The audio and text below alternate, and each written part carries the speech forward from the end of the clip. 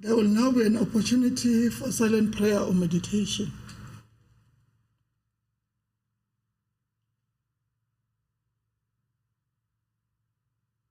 May we be seated.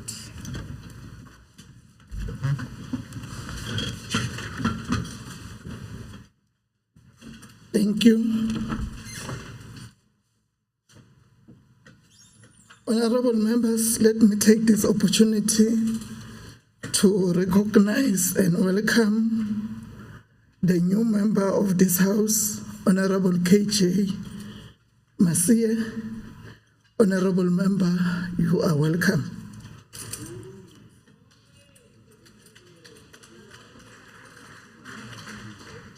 Want to acknowledge the Tshwane University of Technology students who are in our midst and also intends doing leadership in the legislature.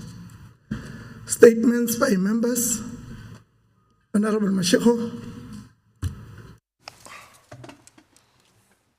Honorable Speaker, the African National Congress would like to commend the Department of Health under the stewardship of MEC Sasekane Manzini and her management team for tackling backlogs at our provincial hospitals. The public healthcare system in the province is managed by the Mpumalanga Department of Health with a population of 4.4 million, which has approximately 32 public hospitals and more than 300 primary healthcare facilities, and has a network of public and private health facilities that provides healthcare services to its citizens. Honorable Speaker, we have witnessed the Honorable MEC crisscrossing the province, doing unannounced visits to public healthcare facilities, engaging with patients to check if they are satisfied with the services rendered by the department. We also commend the MEC for successfully launching the orthopedical marathon project on the 8th of May 2023 at Temba Regional Hospital situated at Kabokweni, which aims to reduce the backlog of patients awaiting operations. I thank you. Honorable Manzini. Thank you, Honorable Speaker and Honorable Mashiko. Indeed, as a province, we are trying our best to make sure that quality healthcare services are provided to our people. And indeed, we want also to commend the specialists in the province, in our 5 hospitals, that they are going to work together and deal with the backlog at our tertiary hospital. And indeed, we are starting with optometrists and also making sure, orthopedic, making sure that we deal with the backlog. And we want to promise this House that before the beginning of June, we'll have dealt with all the backlog that we are having. By so doing, we're also going to do other specialities so that our people don't wait more time in terms of making sure that they are given the service that they need. Thank you, Honorable Speaker. Honorable Tomo. No, thank you, Honorable Speaker. Let me greet the entire members of the House and join you, Honorable Speaker, by congratulating and welcoming the Honorable Member, Honorable Jackie Masie, which we are hopeful as the African National Congress that is going to contribute immensely in transforming the lives of our people. Honorable Speaker, the African National Congress would like to extend an appreciation to the provincial government for hosting the Metro FM Music Awards. It has been confirmed by the government that the awards boosted the economy and tourism as thousands of our people flocked in the province. Honorable Speaker, we pride ourselves as the province with a good track record of hosting successful events. The reference point is the 2010 World Cup experience. In recent times, we hosted major events which attracted many people, and amongst them is the cultural experience, soccer matches. Indeed, this is a commitment we made to our people to ensure that Mpumalanga becomes one of the top tourism destinations in our country and place its seniority in global domain through FM awards. And we are confident that next year we will excel to the better. Honorable Speaker, I thank you. Honorable Shongwe.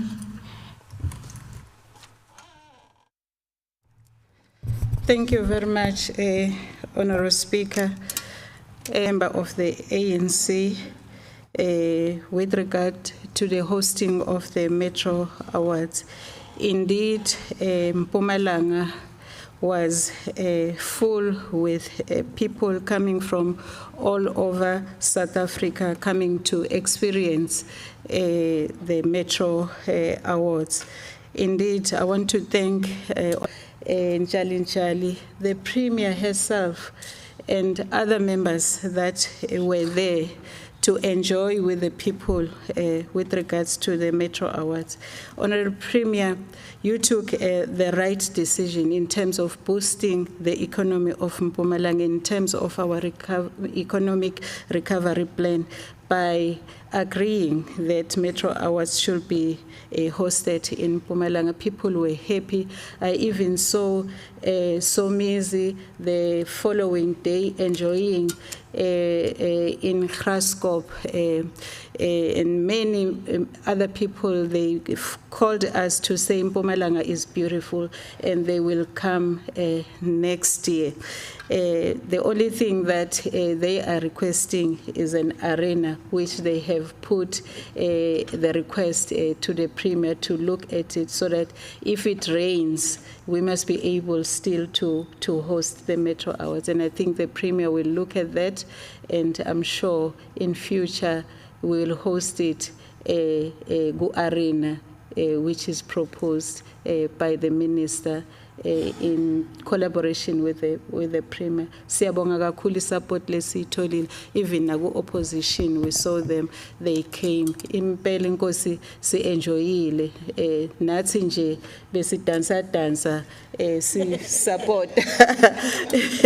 Kusho ukuthi bekumcimbi lomuhle kakhulu, Honorable Premier. Siyafisa futhi ukuthi mayibuya lo mnyaka lotako asiyeni sonke labasha nalabas labakus emkhatsini nalabakhulile ngoba i-event yethu sonke. Siyabonga.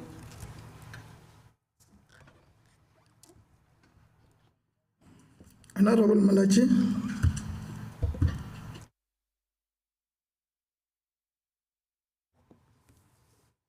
Thank you, Honorable Speaker, and greetings to the House. Madam Speaker, we recently witnessed the recognition of Ms. Bontetla Ramashile as Kgoshigadi of the Mashile Traditional Council by the provincial government and the Honorable Premier Refilwe Tsipane Mtsweni. Honorable Speaker, we are raising this issue to prove that the ANC-led government is so out of touch with the people and reality, and it continues to fail the citizenry. Madam Speaker, in 2014, the former Premier of the province, Mr. David Mabuza, administration officially recognized Mr. Tumelo Ephraim Mashile as the rightful Kgoshi chief of the Mashilane Traditional Council, taking over from his late father, Kgoshi Makuke Frederick Mashile, who was officially recognized and conferred by the former Premier, Mr. Matthews Posa, in 1997. Honorable Speaker, this is the reason we are saying the current government under the leadership of Honorable Premier Mtsweni Tsipane is so out of touch with the real issues of our people and history. This government, this government has gone and recognized another traditional leader by the name of Ms. Clara of the same traditional council, while the other official recognized traditional leader by the name of Kgoshi Tumelo Mashile is still alive and well and is still on the throne of the same traditional council. Kgoshi Makuke Frederick Mashile died in 2010. Honorable Speaker, what surprises us is that Clara's mother married the deceased 2 years later. Madam Speaker, how can the same government issue a certificate of recognition to two different traditional leaders of the same traditional? Conclude, honorable members. The court order was supposed to have been taken by the High Court and was taken by the Tabachoeu Regional Court, which is not their jurisdiction.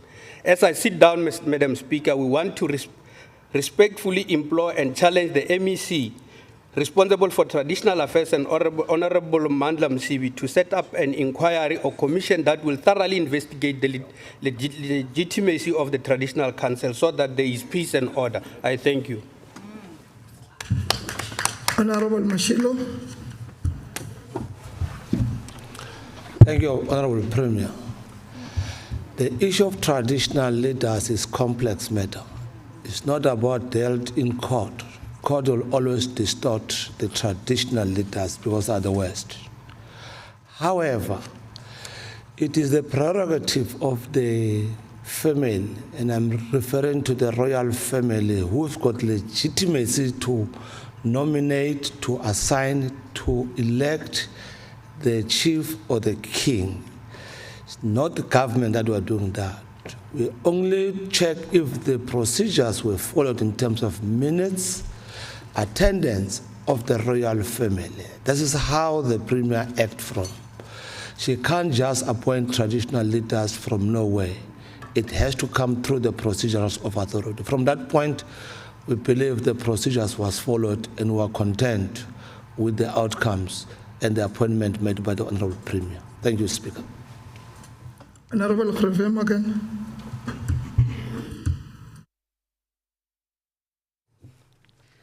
Thank you, Honorable Speaker. Greetings to the House at large. Honorable Speaker, I rise to deliver a member statement on behalf of the Democratic Alliance. In August 2021, this August House adopted a motion where the DA called for a Provincial Children's Commissioner to be appointed. To date, this appointment has not taken place, nor has the Honorable Premier been forthcoming with the progress her office is making in this regard. Honorable Speaker, with Child Protection Week on the horizon, what is the Mpumalanga government doing to protect our children? Just last week, Mpumalanga residents were shocked to learn that a 39-year-old ANC councillor from Kriel near Emalahleni was arrested after he allegedly broke into a house and tried to rape a 12-year-old girl. Honorable Speaker, these cases are the norm in Mpumalanga. Every day we're hearing of how our children are being raped, sodomized, abused, neglected, abandoned, and murdered for muti, and yet very little is done to the perpetrators. Honorable Speaker, the Provincial Children's Commissioner will give a voice to the children of this province, allowing government and stakeholders insight into the life of a Mpumalanga child. Honorable Speaker, the children of Mpumalanga have waited long enough to be heard, and it's about time that this government and this August House implement the motions that are adopted. And as the decorum of this August House is at stake, and so are our children. I thank you. Honorable Njali.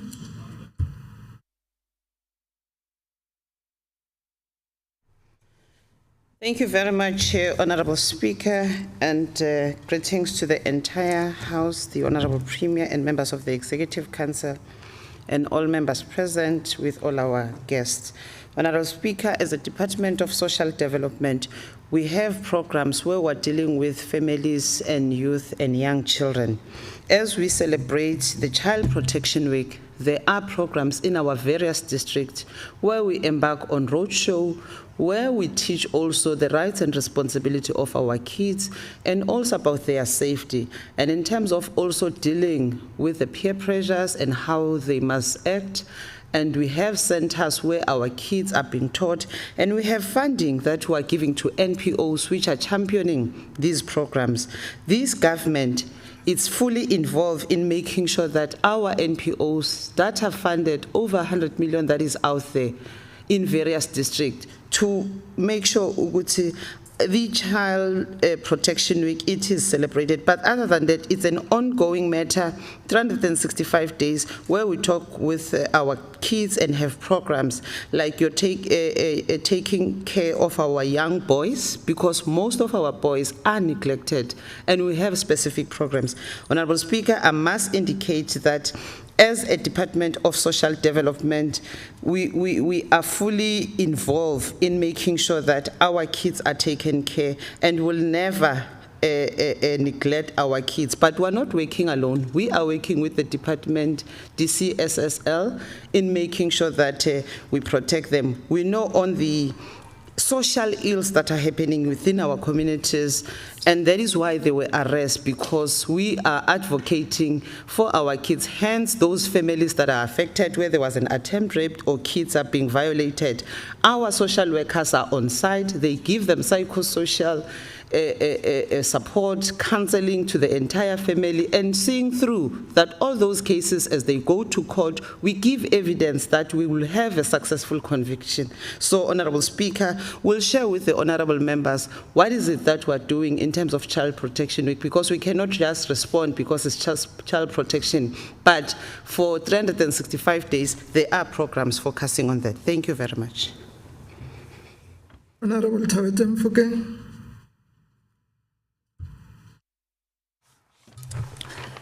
Thank you, Honorable Speaker, and greetings to honorable members. Sinhlangano lebusako i-ANC sikhuthata abahlali baseNkomazi nemaphethelo ukuthi babe yingcenye yelusuku lwembukiso wahulumende pheceleti Government Exhibition Day kulenyanga lesetulu.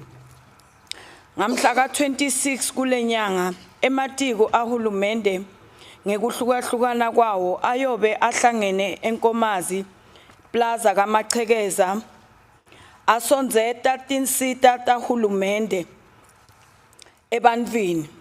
Lamatiko afaka phakathi kwawo litiko letempilo, Department of Health, Home Affairs, Labor, IEC, National Treasurer, COGTA, Agriculture and Rural Development, nakanye nalamanye matiko. Lamatiko ayobe asita abahlali ngetinsita letahlukahlukene.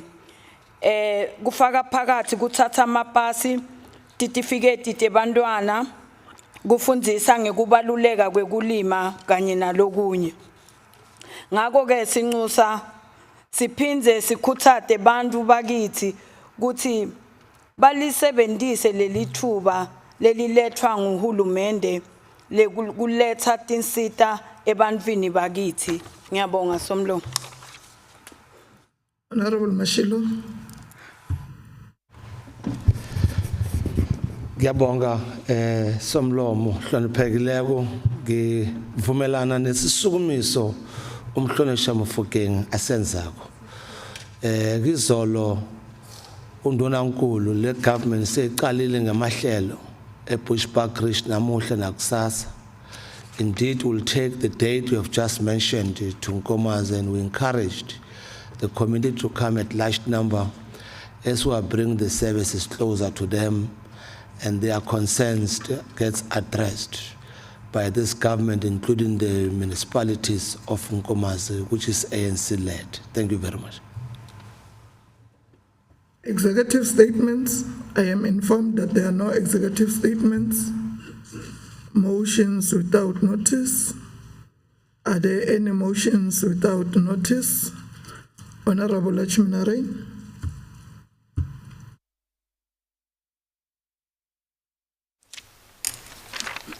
Greetings, Honorable Speaker, and to the Honorable Premier.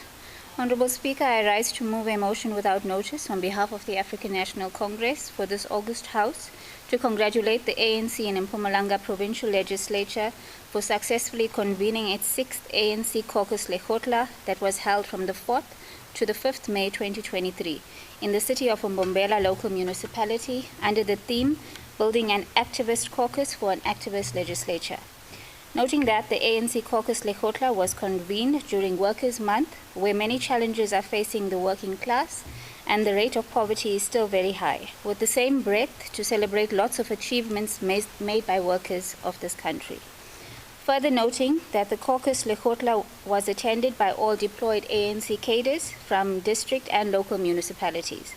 The Lekgotla came up with progressive resolutions that will ensure that all departments and parastatals are implementing the resolutions of the ANC PC, government and Caucus Lekgotla, as the work ahead is enormous. We are oiling our election machinery for a convincing victory towards 2024 national and provincial elections. I so move. The question before the House is whether we agree to adopt the motion agreed to. The motion is defeated. Honorable Shongwe. Mbonga Somlomo. Mbingelele Ndunankulu nemalunga executive nema member legislature. Honorable Speaker, on behalf of the African National Congress, I would like to appreciate our provincial government for hosting an executive council outreach program in Bushbuckridge local municipality. Noting that the ESCO outreach program started on the 17th of May, just yesterday, until 19th of May, which is Friday, 2023, in various parts of Bushbuckridge.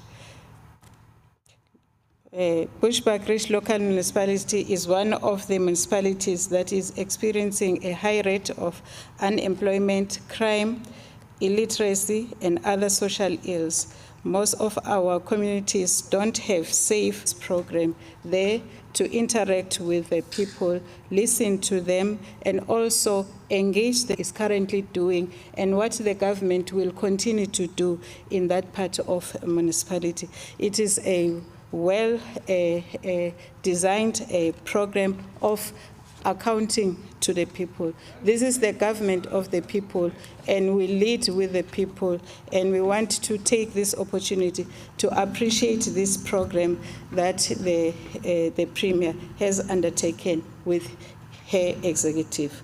I move that this House congratulate this initiative by the Executive Council as led by Mhlonishwa, Premier, Umama Refile Mtsweni Tsipane.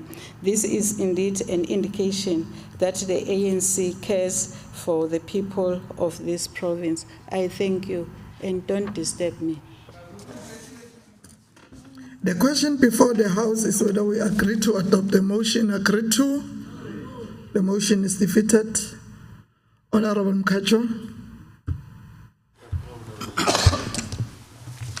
Thank you, Honorable Speaker. Greetings to the Honorable Premier, the Honorable Chief Whip, Honorable MECs, and all Honorable members of the Provincial Legislature. Honorable Speaker, I rise to move a motion without notice on behalf of the ANC to express an appreciation to the MEC for Community Safety, Security and Liaison and Provincial Police Commissioner in the bid to fight crime in the province. The recent overall Friday operation in Tonga was a success as it resulted to a number of arrests effected and bringing to book those that are contravening the law. Noting that these various transgressions included the violating of liquor licenses, public drinking, violations of the Immigration Act, and assault with the intention to cause grievous bodily harm. This operation is an initiative in which officials from various departments or organizations in the Justice, Crime Prevention and Security cluster come together to fight crime in identified areas during the weekends. Further noting that crime and not complying with the law cannot be tolerated and it must be reduced at all costs. It is incumbent upon the JCPS to continue with such operations in other areas. We want to plead to our people to refrain from doing things that are unlawful as the consequences of their actions can be devastating. It is against this background that the ANC move that this House appreciate the work done by the JCPS cluster in combating crime in the province. I so move. The question before the House is whether we agree to adopt the motion. Agreed to? So agreed. Honorable Grobler.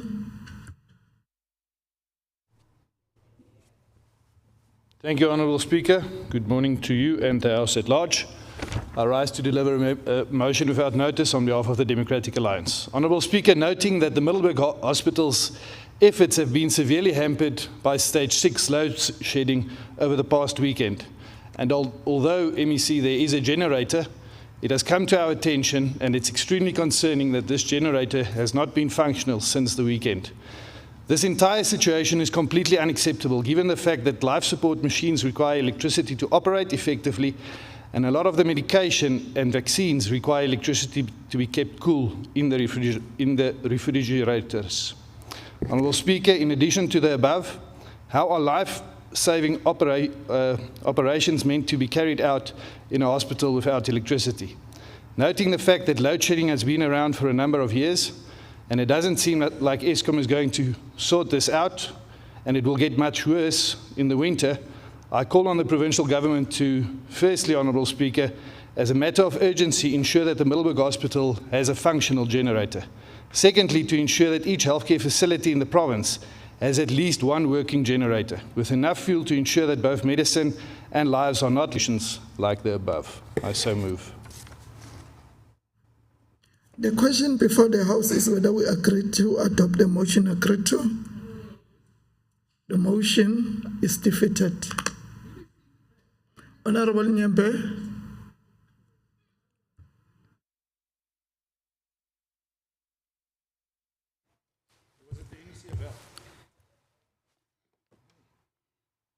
Ngibingelela umkhandlu wonke. Honorable Speaker, I rise on behalf of the EFF to challenge the MEC for Kokta, Honorable Mandla Msibi, to ensure that the INC councillor charged with attempted rape and assault in Grill within the Amalhahleni local municipality be suspended with immediate effect from active duties until his case has been concluded. Furthermore, we would like to call on the MEC to also investigate allegations that the Amalhahleni executive mayor insulted residents after she allegedly told them that they don't deserve electricity because they didn't have refrigerators. I so move, Honorable Speaker. The question before the House is whether we agree to adopt the motion agreed to. Agree. The motion is defeated. Notices of motion. Are there notices of motion?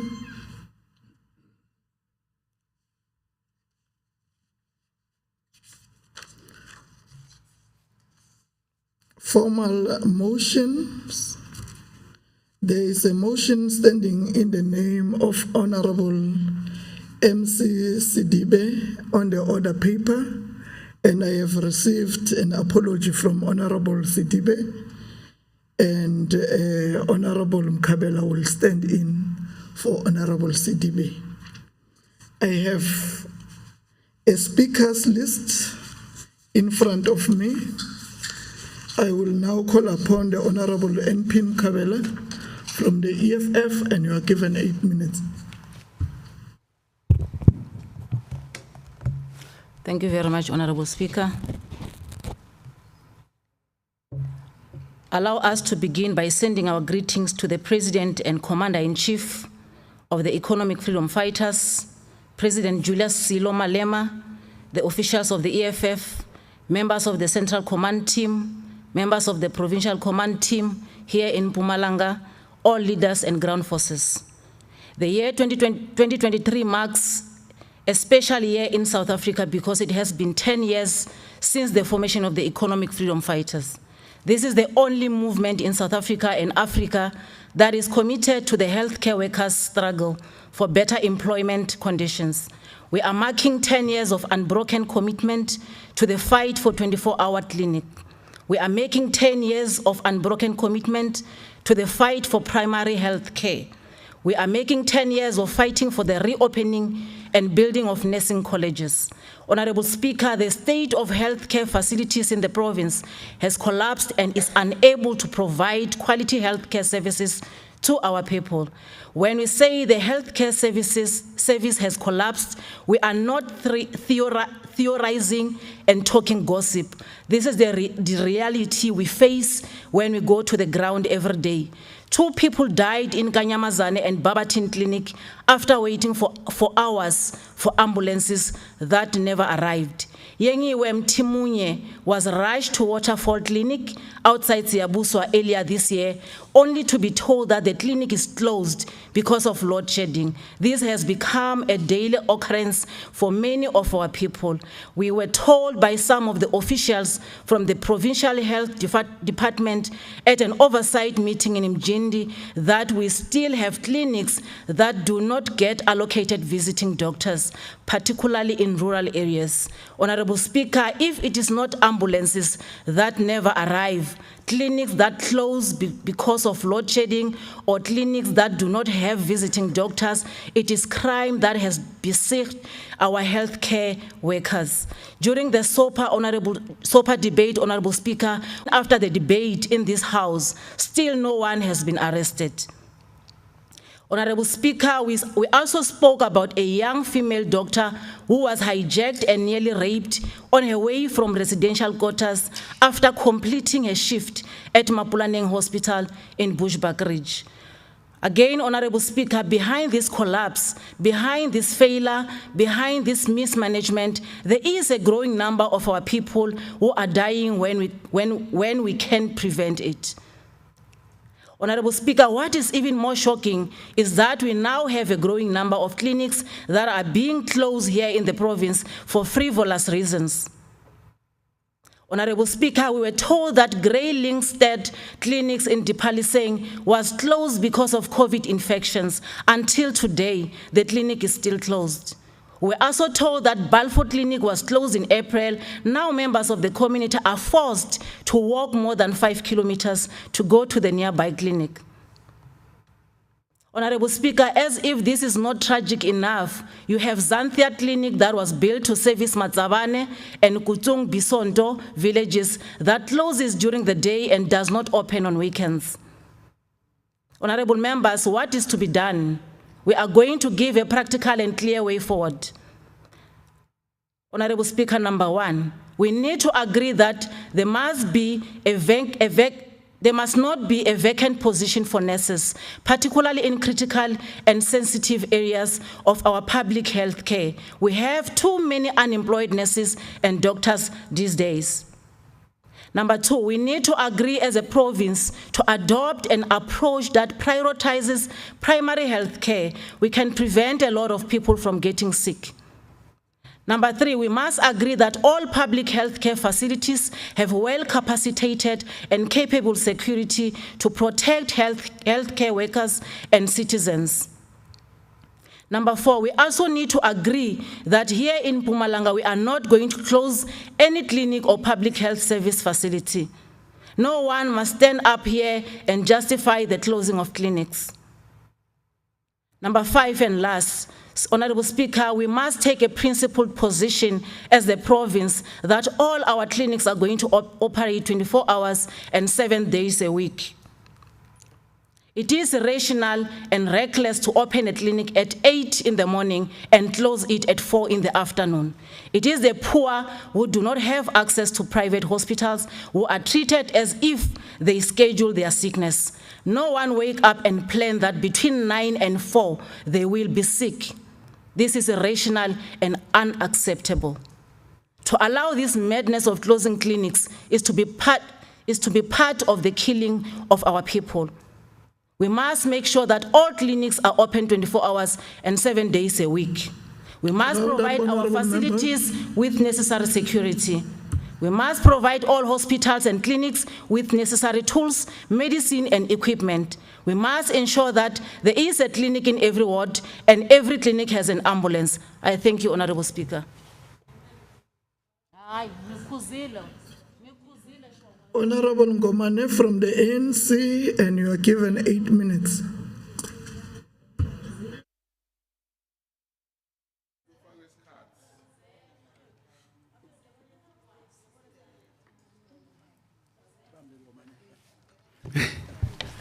Thank you, Honorable Speaker. Let me greet the MEC for Health, Honorable Manzini,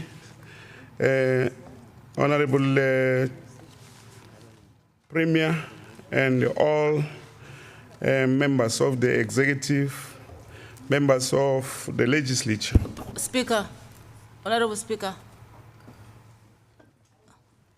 Honorable Ngomane, can you please take your seat? Honorable Mkabela. Yeah, I think there is another meeting there. Honorable Manzini, Jalinjali, and Mahlangu. Yeah, there's another meeting. There's another meeting in the House. We can't hear Honorable Ngomane. We can't hear Honorable Ngomane when he speaks. There's another meeting in the House. Yeah. Honorable. Can't hear. Honorable Mkabela, can you please take your seat? Honorable members, we have adopted the rules of the House and the conduct in the House. Honorable Mkabela, you are raising a point of order. To speak must stand while addressing the presiding officer unless he or she is unable to do so due to his or her disability. And also, our rules, Rule 37, members not to be interrupted. A member may not interrupt another member while speaking except to put a question to such a member or call attention to a point of order, a question of privilege, the presence of non-members on the floor of the House. Honorable Ngomane, over to you. Thank you, Honorable Speaker. We assign this august podium to contribute to the important discourse rather than a debate on the state of healthcare facilities in Mpumalanga. This discourse is not about politics or electioneering for the 2024 election. However, behind this discourse is the lives of the more than 4.8 million residents of Mpumalanga, of which over 82% are uninsured, relying on public health provision to access quality health care. This discourse is about the 231 clinics, 60 CHC, 7 satellite clinics, 92 mobile clinics, serving over 2,100 saving points, 23 district hospitals, 3 regional hospitals, 2 tertiary hospitals, 5 TB specialized hospitals, and 40 EMS stations. Speaker, government continue to strive to provide universal access to quality health care. Our government has developed national core standard to advance our health facilities for qualification for national. We are also witnessing a rise in clinics at achieving the platinum status of the ID clinics. Speaker, our facilities continue to provide quality health care provision. This is witnessed by continuous improvement in key efficient indicators for hospitals and clinics. Our facilities that are under the spotlight today are the same facilities that showed resilience in the fight against COVID-19. Our facilities in the previous financial years were able to deliver 79,570 live births. Over 57 patients were admitted in our hospitals and were released healed in our facilities. Over 2 million head counts have been recorded in our clinics and outpatient department in our hospitals. So our health facilities are working to provide universal access, quality health care. Speaker, our facilities continue to be institution of hope, providing hope to most of our residents. Our hospitals continue to save lives through their response to accidents in our province. Sihle from Barberton, who had fractured legs, had her legs straightened at Robes Ferreira, showing much trust in our institution to provide hope and dignity to the 14-year-old from Barberton. These add to over 2,000 patients who have been restored their eyesight through surgery done in our health facilities. Our facilities continue to operate successfully over thousands of orthopedic patients in our province. Most recently, we have ensured oncology services are rendered in our tertiary hospital. These reflect health facilities on the move to provide quality healthcare to our people. Our facility continue to face waiting time challenges because patients are slow to adopt to appointment system introduced in clinics. Trading of patients continue to take place in our facilities to ensure early attention to given to emergency issues and treatment of senior citizens and pregnant women. Speaker, we are the first to acknowledge that we have sufficient health facilities for our population. However, we are not sitting on our laurels, but we are continuing to build new hospitals, new clinics, and CHC while purchasing new ambulances each financial year to ensure that our health facilities realize universal access to quality health care.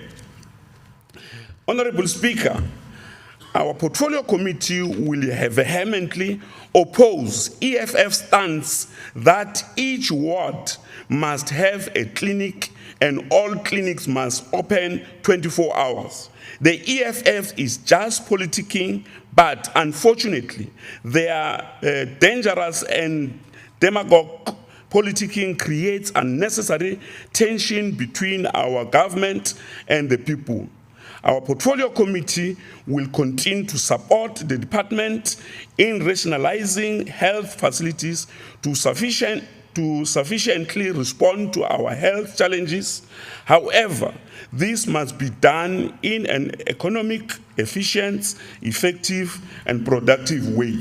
Your time is up, Honorable Member. Honorable TMG Krovia Morgan from the Democratic Alliance, and you are given 5 minutes.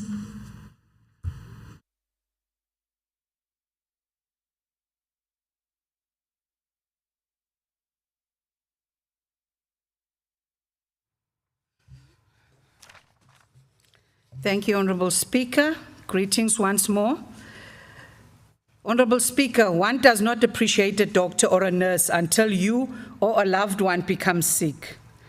The DA believes that the Honorable MEC Manzini does not fully comprehend the magnitude of her role as the political head of the department that she leads. Sitting after sitting, the Honorable MEC Manzini has shown her contempt towards any member of this August House when they have dared to mention that there are major problems in the Mpumalanga Healthcare Department. Honorable Speaker, this department is financially critical and needs major intervention. One hopes that the Honorable Premier, who is here today, takes notes of this debate and perhaps has the political will to try and resolve some of the issues. The department paid 42.2 million in contingent liabilities in just the third quarter of 2022-2023 financial year. This money is unbudgeted for and puts major pressure on the financial stability of this department. However, to make matters worse, consequence management is very weak, even though the department has the responsibility to investigate and to hold the healthcare professionals liable for any negligence, but it is hardly done. The department could not achieve the targets set with regards to misconduct and suspension due to insufficient funds to accommodate investigators and presiding officers who were appointed to preside and investigate such matters. Honorable Speaker, to make matters worse, no cases were referred to the Office of the Premier's Integrity Management Unit, even though one of these cases, which paid out 3.9 million, was the death of a minor. Honorable Speaker, that means a family lost a child. The courts found the death to be negligent, but Mpumalanga government decided it was not serious enough to refer it for further investigation. The MEC and this provincial government should refer each case to the court of law, deems negligent for further investigation. It is unacceptable that this province does not hold healthcare workers accountable. Honorable Speaker, If and when employees are suspended, they receive a slap on the wrist and suspended for 3 months with full pay. In total, costs incurred by the department for officials suspended with full pay amounted to 765,867, just in the third quarter of 2022-2023 financial year. The question one would need to ask, what offense must be committed for someone to be held accountable? Honorable Speaker, the Department of Health cannot continue down this path, as it is evident that there is less and less money to provide basic health care to the people of Mpumalanga. Honorable Speaker, it would be nice if the department was able to ensure that all clinics in Mpumalanga could operate for 24 hours, 7 days a week. It would solve many other issues facing this failing system, but due to the ever-growing cost of litigations against the department, this will never be a reality for the people of Mpumalanga. Honorable Speaker, the Honorable MEC will once again try to convince the August House that this department is fine and the healthcare facilities in this province do not have any issues. But as a DA, we call on the Honorable Premier to relook the healthcare systems in this province and to have the political will to make the necessary changes that this department urgently and desperately need. I thank you. Honorable Annie Ihlophe from the ANC, and you are given 8 minutes.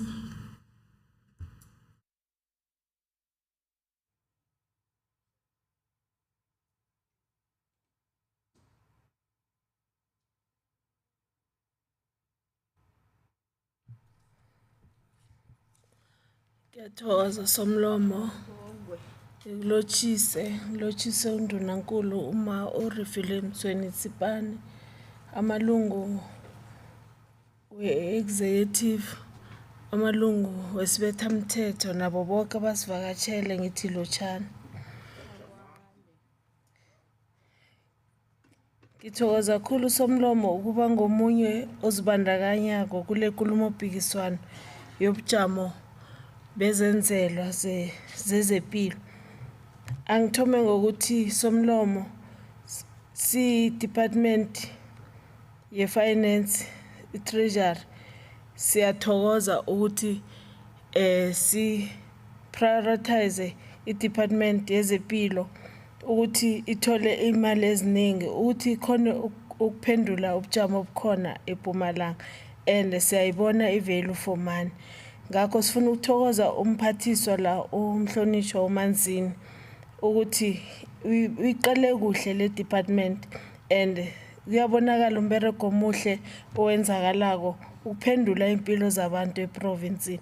Umhlonishwa uNgomane uchilo ke wazibala zonke izenzelo ezikhona eprovinsini. Ngakho angizuzibuyelela mphathi Somlomo. Siyathokoza ukuthi abantu bekhethu bakhona ukuthi bakhone ukufinyelela ukuthola ihelebho. Lokuthi mphathiswa uhlala njalo uzama ukuconvince akusiliqiniso, umberego yakho yazikhulumela.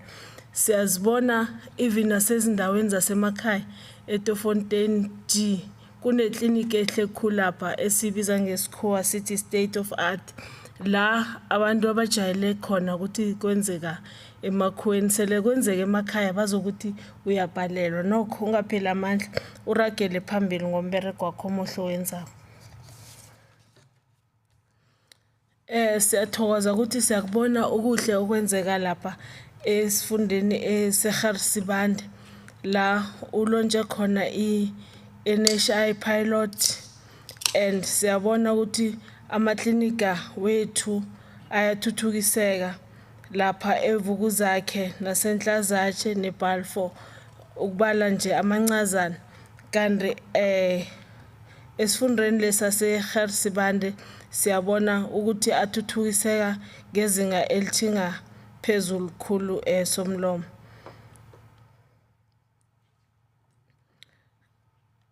Namhlanje Somlomo, it's unfortunate that we will be told that in 10 years people has advocated for this and that, what we have observed is only anarchy in these 10 years.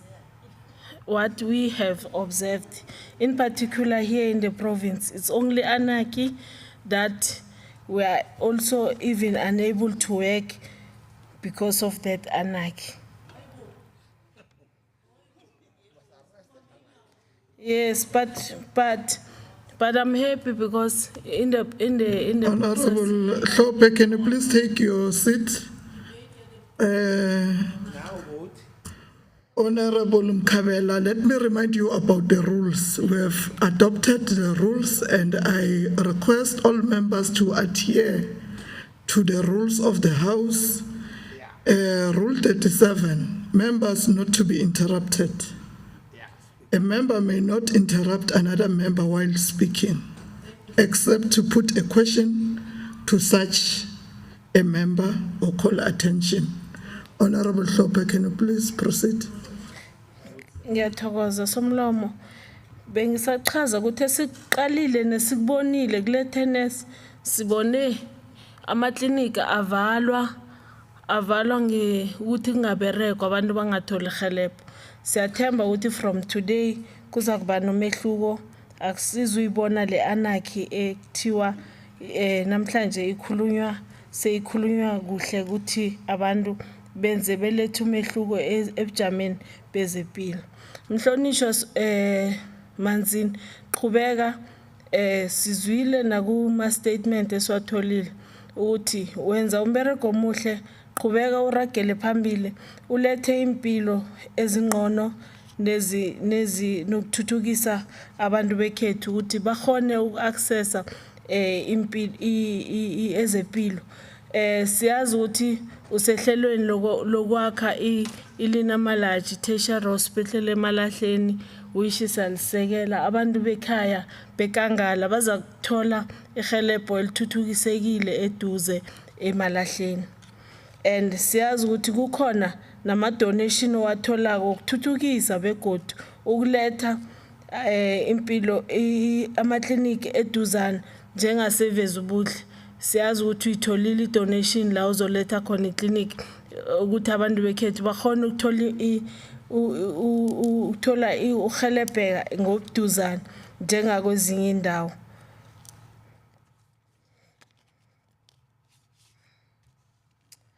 Mhlonishwa Somlomo, sithanda ukusho ukuthi abantu bekhethu abawasebenzise lamakliniki. Ubufakazi siyabuthola nathi sinabo ubufakazi bokuthi amakliniki wekhethu ayahelebha.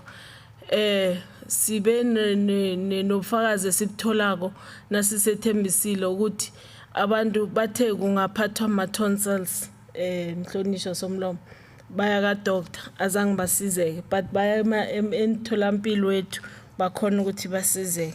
So ungapheli amandla, siyazi ukuthi imoto ehambayo iyakhonkotha, emile ayikhonkotha. Ngiyathokoza Somlomo. I will now call upon the Honorable S.J. Manzini from the ANC, and you are given 8 minutes.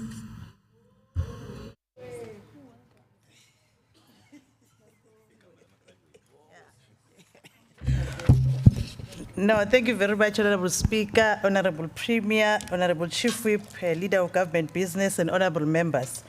On the 1st of January 2006, President Thabo Mbeki wrote, I open quote, "One day, I pray that I will find the time to write or otherwise address the issue of calamitous retreat from the habit of thinking in our country, the atrophy, meaningful, critical, intellectual engagement and communication, and the occupation of the realm of ideal largely by death or originality, superstition, opinionated, prejudice, stereotype, and a herd mentality," close quote.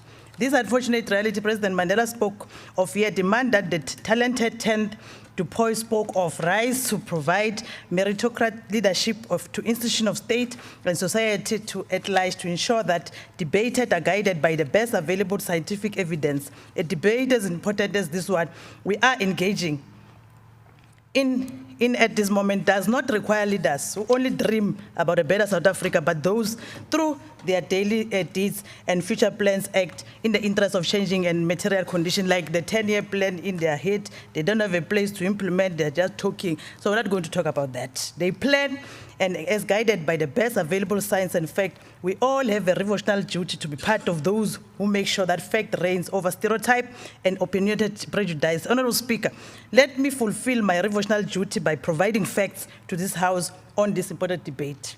Honorable Speaker, from the onset, let me mention that even though there are challenges in our public health sector, it is far from collapsing, and I'll demonstrate this as I proceed with my input. Let me start by dealing with the second part, which is about 24 hours. As a province, we have made great strides in the provision of quality healthcare services to the people of the province. It is well known that as Mpumalanga, we inherited the areas that were mainly under the management of Homeless, including the healthcare facilities, and they were deliberately underdeveloped. And at the present moment, the department is providing services using 329 healthcare facilities, 33 hospitals, and 289 clinics and 94 mobile clinics. The alleged absence of lack of 24-hour clinics is central in supporting the fallacious argument of the collapsing health system. And it's important that I clarify this matter. As a province, we currently have 60 clinics operating 24 hours. And these are mainly in areas where hospitals are further. And we are in this process of operationalizing Sister Mashiteng, Wazamoguhle in Hendrina, Hlazache 6 Otley to operate 24 hours. These decisions are based on concrete reality, science, and norms. The Department of Health norms developed by scientists say that for a CHE to be established, you need a population of at least 50 to 60,000. And the CHC will have to cover a radius of 15 kilometers to work efficiently. The CHC are having, at the present moment, are already above the norms when calculating using the current population. However, because we are a service-driven department, we are adding 4 extra CHCs to provide services to our communities. It is important to mention that the people of Mpumalanga have 24-hour access to public health care, as there are hospitals who operate for 24 hours and emergency service department which operates 24 hours, to make sure that they ferry people to the nearest health facility whenever there is a need. So the question is poorly framed as a question of 24-hour clinics, but should have been framed as a need for 24-hour access to health care, and that we are providing currently as a province. Here are the other important facts for the honorable members to take note, Honorable Premier, what your government is doing. Let me put facts. 80.4%, which represent 199 of the 293 primary care facilities meeting the criteria of the ideal clinic, the status in the province. We are number 3 in the country in terms of facilities that are ideal, following KZN and Gauteng, and that is having 92% and 97%. Ehlanzeni, Honorable Speaker, is one of the 3 districts in the country that met the second 1990 target of HIV and AIDS. According to the National Department of Health, Nkangala is the 10th best performing district out of the 52 districts in South Africa. Our crude death ratio, which means that the deaths that are happening in all our hospitals, they have and everything.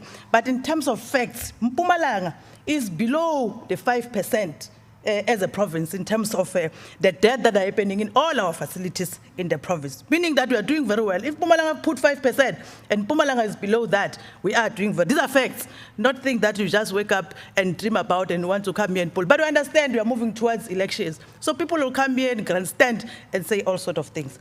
Even government of the department has improved with the department in achieving unqualified Honorable Wismal Hlophe in our unequal opinion, and managing to meet 74% of a set target in terms of our APP in the 2022-23 financial year, a great improvement above the set target of 60%.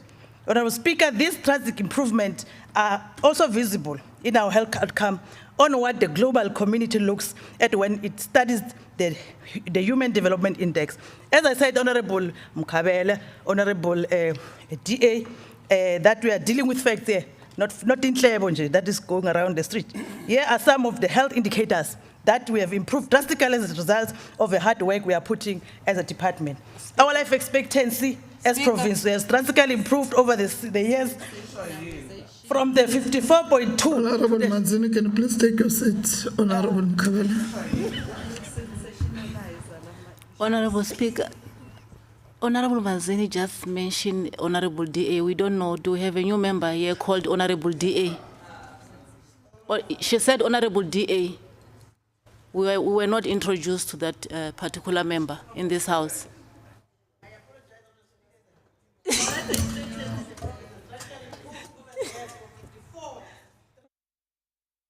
The NDP version of 2030. This attribute for a main intervention that the honorable government of the province of Mpumalanga has put in place.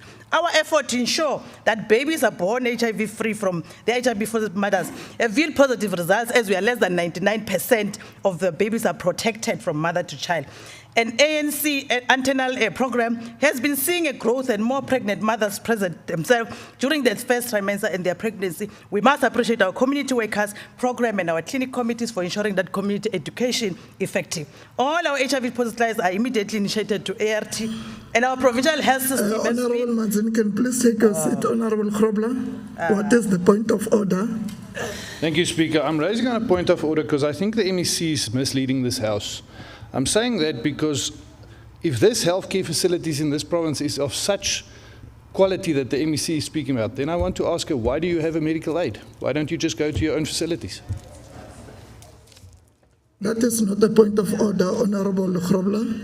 Honorable Manzini, can you please conclude? Yeah, the Honorable Speaker, as part of freeing the EFF, DA combined, believing myth and being a victim of herd mentality, we'll soon invite him to the opening of the State of the ICAC in Dipaliseng and Umkondo, where the EFF tried to govern and failed in that municipalities, so that we show you what exactly the Department of Health is doing in this province that's led by the Honorable Premier, and you must know all this thing. Honorable Speaker, let me conclude by cautioning the people of Mpumalanga to be vigilant when dealing with politicians in the caliber of your Honorable from the EFF and the DA combined, that these are type of people who will warn us by saying, we know that they are lying, and they know that they are lying. They even know that we know that they are lying. We also know that they know that we know that they are lying too. They, of course, that they certainly know. They know that we know that they are lying too as well. And but they know that you are also lying. In our country, the lies. And they know that you are also lying to them. But the pillar. Honorable Manzini, can you please take your seat? They know that you are also lying. Aye, they know. That concludes the debate. Now the question before the House is whether honorable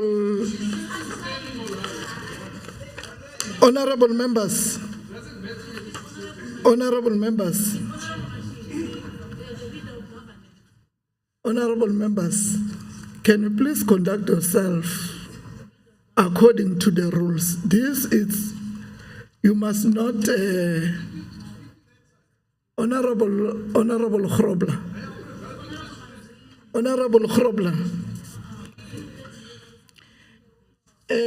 according to our rules, Rule 34, conduct in the House, every member desiring to speak must stand while addressing the presiding officer. You did not indicate whether you want to speak. You are just grandstanding there.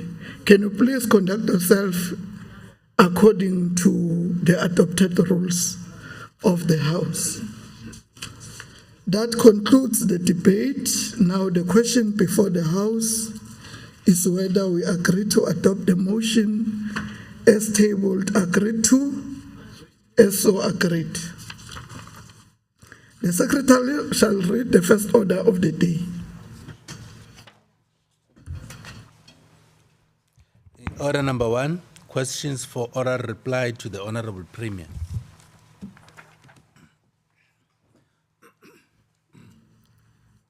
I have a question paper in front of me with questions for oral reply to the Honorable Premier. I am informed that the question paper was duly circulated to all members of this House.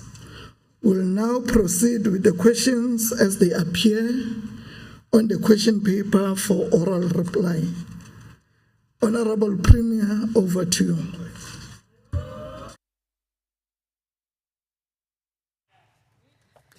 Thank you very much.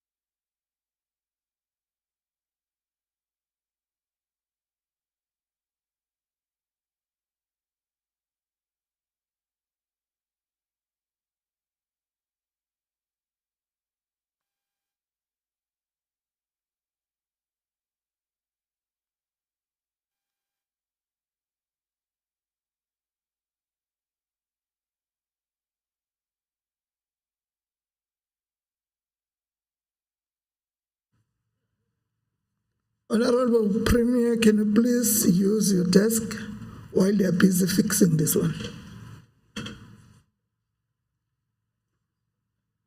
You can proceed, Honorable Premier.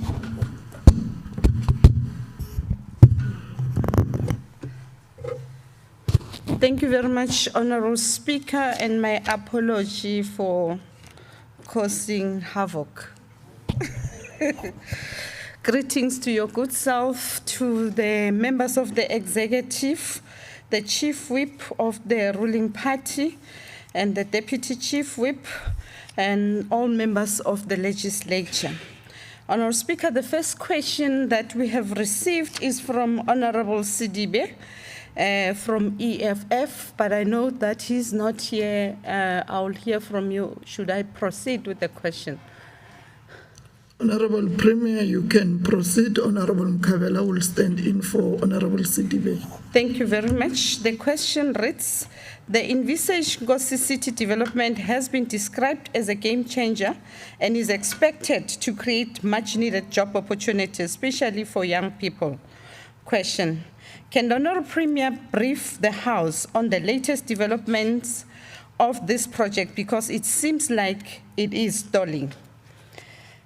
The development was approved by the City of Mbombela, subject to the conditions that relate to, amongst others, the confirmation of water availability prior to the development taking place. The issue of bulk infrastructure remains a challenge in the implementation of the project. Despite this challenge, the development plan identifies short, medium, and long-term intervention on the challenge of bulk water. The second question, how is the provincial government helping to fast-track the establishment of the Ngozi City? Because the Premier and the provincial government seem not to be concerned about the success of this project. In response, the provincial government is committed to ensuring the success of the Ngozi City project. In order to troubleshoot the challenges related to this project, we have established the Project Steering Committee comprised of COCTA, Department of Human Settlement, the City of Mbombela, and the Ngozi City Communal Property Association. Our immediate challenge is related to the land upon which the project shall be developed and the terms that prescribe the cession of the said land to the developers. Thank you very much. Honorable Mkabela, do you have a follow-up question? No follow-up question, Honorable Speaker. Thank you. I got responded correctly by the Premier. Thank you very much. Are there follow-up questions from other honorable members? Honorable Grobler? Honorable Premier, you can take your seat. Thank you, Honourable Speaker. Honourable Premier, I would just like to know what funding have we used for this city, and what's the projections for us to finish it? As I have indicated, Honourable Speaker, that in the immediate, we are still engaged on the issue of the land upon which the project shall be developed, and therefore we are still waiting for the prescribed cessions of that said land from the developers. Once that has been finalized, we will then come up with obviously you would have the ISA in the form of the Infrastructure South Africa. That would be on the fore to also come on board to say what part will they be undertaking insofar as this project is concerned. Of course, us as provincial government, we do have the plan as to what would be areas of focus from our side, equally the municipality. So therefore, what is critical at this point in time, we need to address first things first. Now, as we move ahead and steam ahead of this project, we shall have laid a solid foundation in this regard. Thank you, Honourable Speaker. Are there follow-up questions from other honourable members? Honourable Premier, you can proceed to the second question. Thank you very much, Honourable Speaker. The second question is from Honourable Mlombo.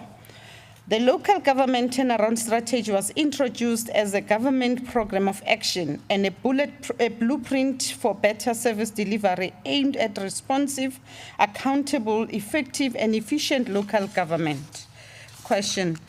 Can the Honourable Premier give an update to this House as to how the provincial government aims to build, strengthen the capacity and accountability at our municipalities? In response, Madam Speaker, the provincial government adopted the Integrated Municipal Support Plan as the provincial plan to respond to the challenges faced by our municipalities. The intervention developed are aligned to the 5 key focus areas that are also aligned to the pillars of the national back to basic strategy. These key focus areas are good governance, basic service creating decent living conditions, public participation and community involvement, institutional capacity, as well as administrative capacity. Lastly, the financial management. This plan has key targets, actions, and deliverables that respond to each of the challenges faced by our municipalities as per the KFAs. The provincial government has also developed the Integrated Audit Improvement Support Plan that focuses on supporting municipalities to improve their audit outcomes. This plan involves all key local government stakeholders such as COGTA, Provincial Treasurer, SALGA, and the 3 districts. This plan maps out the contribution by each stakeholder towards improving the audit outcomes. We are confident that these 2 plans will improve the capability and accountability of our municipalities. Question 2, how many local municipalities that have been identified with challenges in the province which needs the provincial government to intervene? An assessment of the state of local government conducted by the National Department of COGTA Cooperative Governance in 2021 has categorized our municipalities as follows. Those that are dysfunctional is Msuga Lekwa, Dipaliseng, Govenbegi, Dr. J.S., Moroka, Tabachwewu, and Emalahleni. Those that are in the middle range is Mkondo, Dr. Pixliga Isakaseme, Victor Kanye, City of Mbombela, Emakazeni, and Tembisile Hani. Those that has low risk is Albert Lutuli, Garsibande, Steve Chwete, and Kangala. Lastly, we only have 1 municipality that is stable, which is the Ehlanzeni district. The assessment conducted by DCOC has shown that only Ehlanzeni district municipality is stable thus far. As a province, we have taken an approach that we will focus on all the municipalities. Through the Integrated Municipal Support Plan, we have identified key interventions under each of the key focus areas of public participation and community involvement, basic service delivery, good governance, building institutional capacity and administrative capability, and financial management that will address the challenges faced by our municipalities. Over and above the IMSP, each municipality has developed a municipal support intervention plan that responds to the specific challenges that were identified in each municipality. The provincial government, through the Department of COGTA, is monitoring the implementation of the MSIPs. Through the implementation of the IMSP and the MSIPs, municipalities have made significant progress, and in the next assessment to be conducted, we should see the improvement in the categorization of our municipalities. Thank you very much, Honourable Speaker. Honourable Mlombo, do you have a follow-up question? Thank you very much, Honourable Speaker. I do not have a question. I think I'm accordingly answered. Thank you. Are there follow-up questions from other honourable members?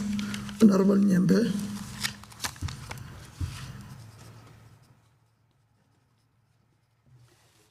Ngibonge, Honourable Speaker. Honourable Speaker, ngivumele ngibuze nawo umbuzo ku-Honourable Premier. Honourable Premier, ngizwile ubala indawo yami la ngibuya khona ePixley. Ene usizi lase Pixley ngenxa yamanzi siphuza amanzi anamangcoliso. And currently about 14 million i-national treasury ithathile from our municipality. So ngamanye amazwi sisazoqhubeka siphuza amanzi anamangcoliso. Kuhlala kanjani kuwe lokho? And how fast can that be remedied? Thank you. Honorable Premier. No, thank you very much, Honorable Speaker. Indeed, the water condition is one of the major issues that we are looking at. We are aiming for a blue drop status, and as things stand, we've yet achieved that in Pixliga Isakaseme, and which is a matter that we would be focusing on in making sure that amongst the other things we prioritize that.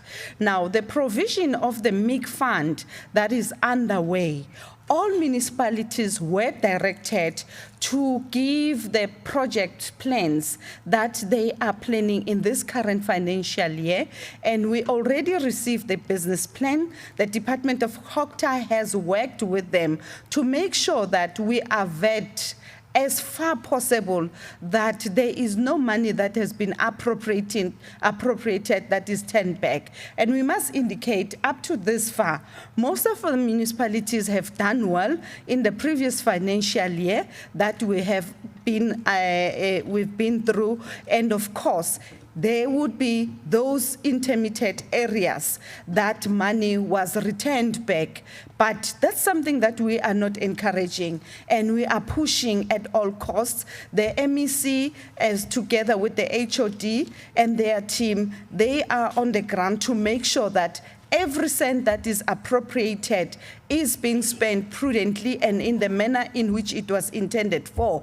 Because if that is not done, it deprives of our communities the services that they are so yearning for. And we want to assure Honorable Member that this is one of the key priorities that we are monitoring very closely and very constantly. And the issue of a blue drop status, it's a matter that we cannot compromise. We need to thrive and make sure that our well treatment plants are well maintained, and also our water is well taken care of in terms of its purification. Thank you very much. Honorable Grobler. Thank you, Honourable Speaker. Honourable Premier, the local government turnaround strategy was first launched in 2009. You now mentioned that the municipalities in the different risk areas, and there's only 4 municipalities, 1 that's stable and 3 that's low risk, which means we've got 16 municipalities that's either high risk or medium risk. That's out of your answer. Would you say then that this local government turnaround strategy is, like many of government's plans, just a pipe dream and it's not going to be implemented? And if you say that it is being implemented, why have we got 16 municipalities in the province that are high risk and medium risk when we have a strategy to help them? Honorable Premier. Well, there are quite a number of factors that needs to be taken into consideration. Obviously, we would be too ambitious to say that our municipality are relatively stable or are at the medium risk. We need to assess all the aspects that are related to this.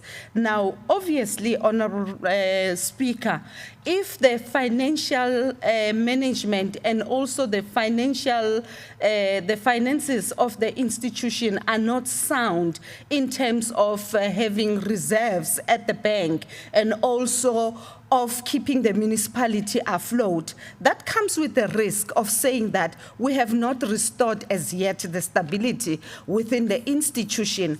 Until we achieve that, we would be too ambitious to say that our municipality are way above board, and we can for certainty say that they would be able to provide the services without any hindrances. For as long as we can't find a proper balance in terms of their debtors book and the creditors book, we cannot stand here and mislead you, honorable members, and this honorable August House to say that we have restored the stability within our municipality. That is what we are striving for. And seated where we are saying our ultimate goal that we want to achieve, we're not yet there. And therefore, it would be proper for us to categorize ourselves such that we are on our toes. We must make sure that we double our efforts in making sure that we stabilize and work with this municipality and monitor them very closely. It is against that background that from time to time, we make sure that whatever that is not up to scratch is taken, is looked very closely, and accordingly we categorize. Thanks, Honorable Speaker. Honorable Premier, you can proceed to the third question. The next question is from Honorable Tomo. It reads, Manyeleti and Andavo game reserves are most of the attractive centers for tourism in the province. The reserves were renovated and are more attractive now, but the road leading to the game reserves is very bad. Is the Honourable Premier aware of the situation as mentioned about? Yes, Honourable Speaker, I am aware of the poor condition of the road leading up to the game reserves and has therefore in the past 2 financial years and the current financial year carried out pothole patchings on sections of the road. While this is a temporary measure, it helps to keep the road safe and of acceptable service level. In the long term, subject to the budget availability, the road will be rehabilitated. Second question, are there any plans in place to construct new road from Cottondale to Manyaleti and Andavo game reserves? If yes, what plans are those? There are long-term plans to repair and rehabilitate the roads in these areas. The first stage of the plan has been the rehabilitation of the 12-kilometer from the R40 Akonhoek towards Tlubugani. This phase was completed in the 2022-23 financial year. Subsequent phases will depend on the availability of the budget available and the road condition. In the interim, we'll continue with the patching of potholes, which will carry annually to keep the road safe and the traffics afloat. Thank you very much.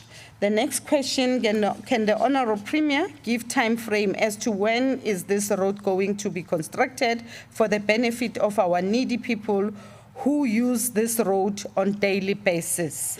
In response, the rehabilitation of the road takes the focus of road maintenance, particularly the patching of potholes, as the continuous process in order to ensure access to the tourism attraction sites. The long-term plan is to reconstruct the road. Due to our limited financial resources, the provincial government will repurpose available resources during the budget adjustment process to apportion adequate resources towards the full rehabilitation of the road. It is only then that we will assign a proper time frame for the road reconstruction phase. Thank you very much. Honorable Tomo, do you have a follow-up question? Thank you very much, Honourable Speaker. Well, it's not a follow-up question, but just to appreciate the answers from the Honourable Premier and that there are plans in place to at least deal with the situation. I'm sufficiently covered, Honourable Speaker. Thank you very much. Are there follow-up questions from other honourable members? Honourable Premier, you can proceed to the next question. And we have received an apology from Honourable Sithole, and Honourable Grobler will stand in for her. Thank you very much, Honourable Speaker. The question is from Honourable Stole with regards to the AG's findings in the 2020-21 auditor's report, where the Premier's office paid 21.13 million rand for computer services to an external computer service provider. Can the Honourable Premier please indicate the following? Please provide the name of the service provider that the 21.13 million was paid to and what services were provided.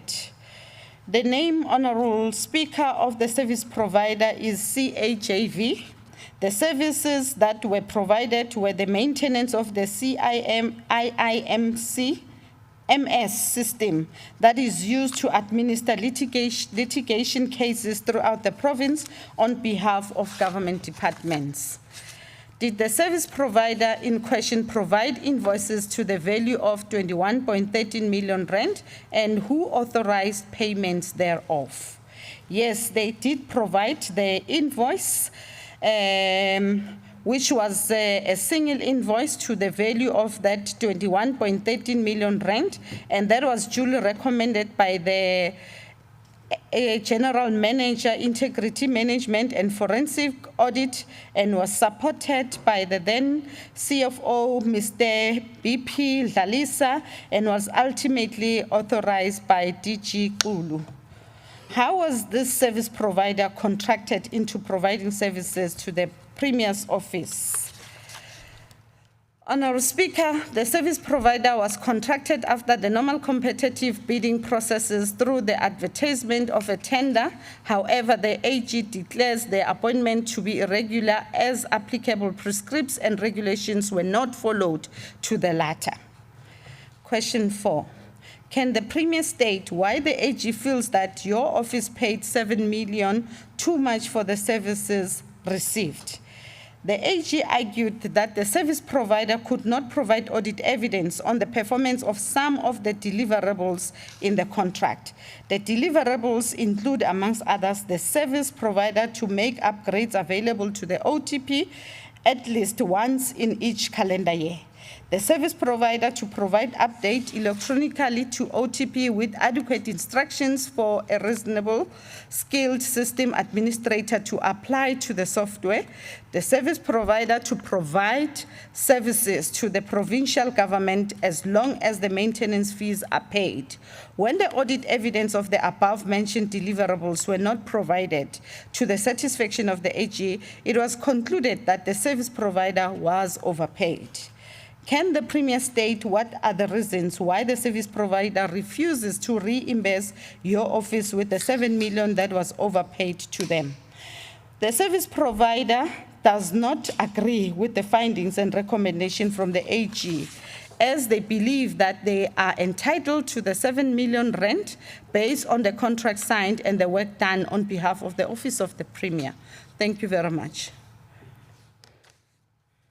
Honourable Grobler, do you have a follow-up question? Yes, thank you, Honourable Speaker. Honourable Premier, through you, Speaker, if I listen to the answers that you give me here, then we should either in the province not make use of the AG anymore, or we should go and teach them how to do their job, because nothing seems wrong there. But what I would like to know is if there was any other funds paid to this service provider above or beyond the 21.13 million. Was anything else paid to them? Thank you. Honourable Premier. Thank you very much, Honourable Speaker. Certainly, as the Office of the Premier, we value the services of the AG. Now, it would be mischievous of us to say that, no, the AG has done something wrong. That is mischievous. The question was very clear. Why are they refusing to pay back? And I'm responding in accordance to what they have written back to us. That is their view. We have our own view as the Office of the Premier. And you would remember that this matter, it's a matter that we've been seized with. We had an investigation that was we did, and there was an investigation report that we received. And subsequent to that, those that were involved in this regard were suspended with regards to this contract. Now, over and above that, part of the recommendation was that 7 million ought to be paid back to the Office of the Premier. But before then, before this payment was made, we had a clear directive of which was cascaded down to the respective department to say that looking at how the contract was, there was an initial contract and there was a renewal of the contract. It will then come with irregular. As the Premier, I then discouraged the departments to participate in this contract, which, in my view, some of the contents of it in terms of the PFMA were not done in line with the prescripts. And as a result of that, you would notice that we've not been using these services as various departments, and if there are any litigation, departments will then source their own lawyers to look at the matters of litigations in this regard. And the very same message was relayed to the service providers concerned that in the manner in which things were done, with so far as this contract is concerned, we are not comfortable to participate and we will not subject any of our department to participate in this contract. And therefore, that is our stance. So if the question was asked that way, we would provide you with this information, but we're responding to the manner in which the questions were captured. Thanks, Madam Speaker. Are there follow-up questions from other honorable members? Honorable Mkabela. Thank you very much, Honorable Speaker. Just a tiny question, a follow-up. I just want to check, you spoke about those that were suspended because of this, whatever that they've done to pay more than 7 million after the 21 comma something. I just want to check whether they are at home now or they are back in the office. Simply, are they still suspended? Or thank you very much. Honorable Premier.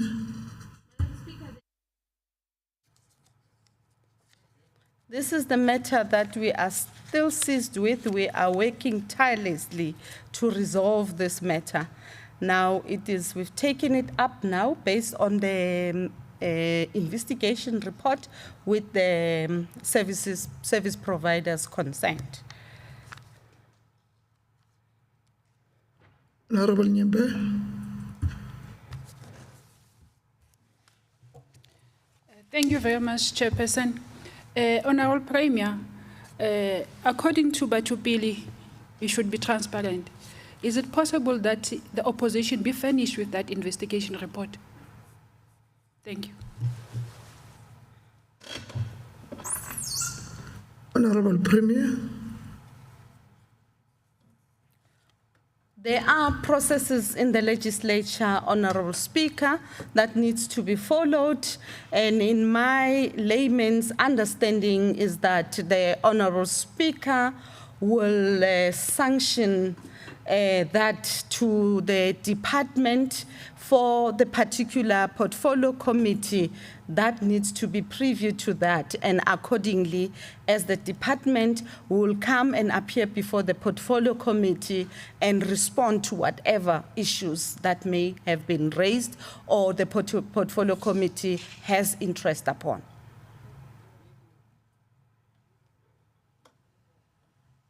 Thank you, Honourable Speaker.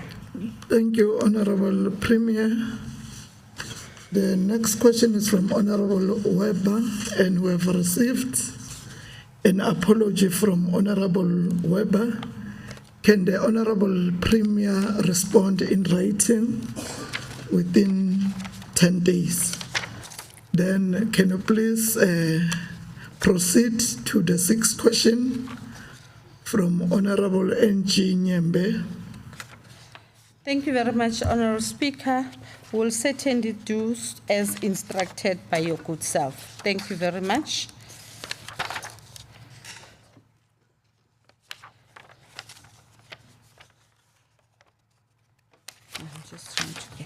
The next question is from Honourable Nyembe.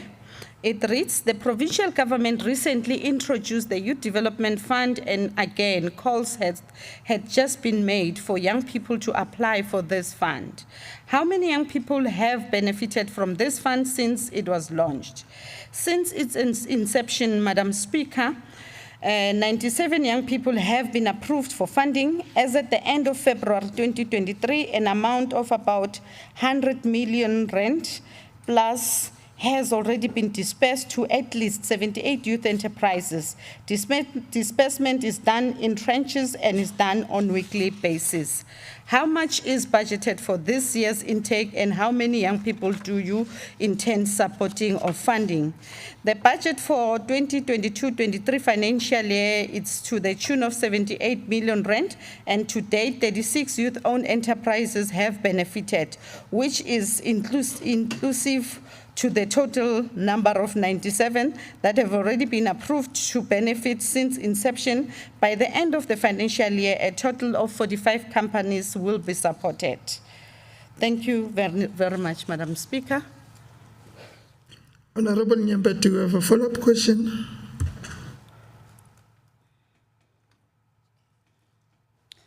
Thank you, Honourable Speaker. I don't have a follow-up question.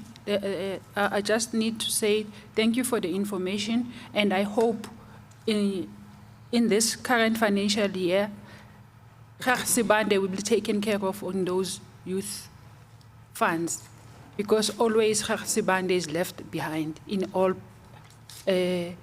benefits. Thank you. Honorable Premier. Thank you very much, Madam Speaker. Maybe just to allay the fears and the discontent of the honorable member, I want to once again reiterate that to the House. All municipalities have benefited in this funding, and we will definitely make sure that there is no municipality that is left outside. So the distribution, it's in equal proportion across the province. I strongly believe in that, and we dare not fail the entire province and underprivilege any of our sectors within our communities. Definitely, we are of that notion. Are there follow-up questions from other honorable members? Honorable Grobler. Thank you, Honourable Speaker. Honourable Premier, I would just like to know the checks and balances on these funds that has been paid out. What's the feedback on that? Are we ensuring that that money is used for what it was intended? Are we providing further support in the form of mentorships? Are we providing further support in helping these young people to really make a success of that? What's the loop of these funds? Thank you. Honorable Premier. That is a very crucial question, Madam Speaker. Indeed, we can confirm that there are very stringent checks and balances. As I'm indicating that part of it, you can see we're not taking it once off. We take it out in trenches. Whatever that is needed to be procured, we oversee it up to the latter. We are responsible to pay whoever service provider that service has been procured to up until that is operationalized. And probably you would see a story that is running on TV today.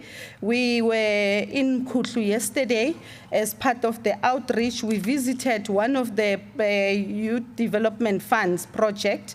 It is a gym in a deep rural area around the area of Mkutlu that we have established for 2 young women. And just in no time, again, we will be launching a factory plant, which was, it has costed us close to 4.5 in terms of funding, again around the deep rural area of our province, right again in Bushbuckridge.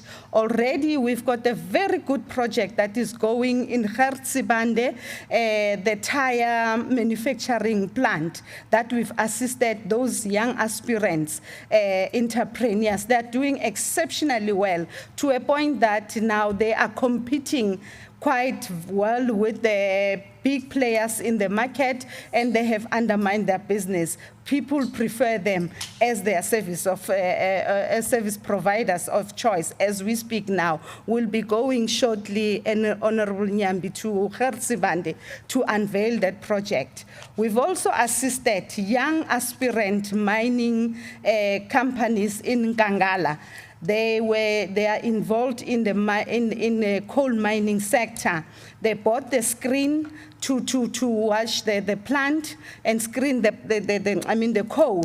As we speak, they managed through the proceedings that they've made from the initial funding that we provide them. They managed to buy the second screen because of business is booming, it's in their favor. So there's quite a number of good stories in relation to this. We are following them timeously, but the issue of mentoring, it's very critical.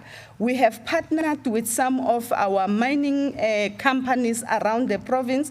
They have shown an appetite to say, we want to participate in this program, but we are more interested in funding only those that are interested in mining. So Exxaro has come to the fore. We are screening all the applicants, those that has everything to do with mining, and particularly if we were to promote our young people in our rural municipalities so that they get that exposure as well across the mining sector. We are referring those to them, and they will have a look at them and also accordingly partner with us in terms of funding. It's doing exceptionally well up to thus far.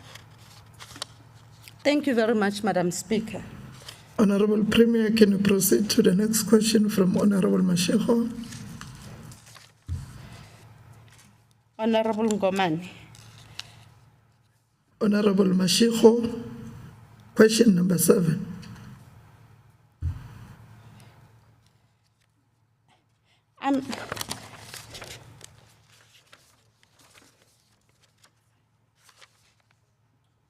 Honourable Speaker, the question that I have before me, I don't know if we've erroneously typed or what, is from Honourable Ngomane. It has to do with the border safety and security. Am I right? Thank you very much.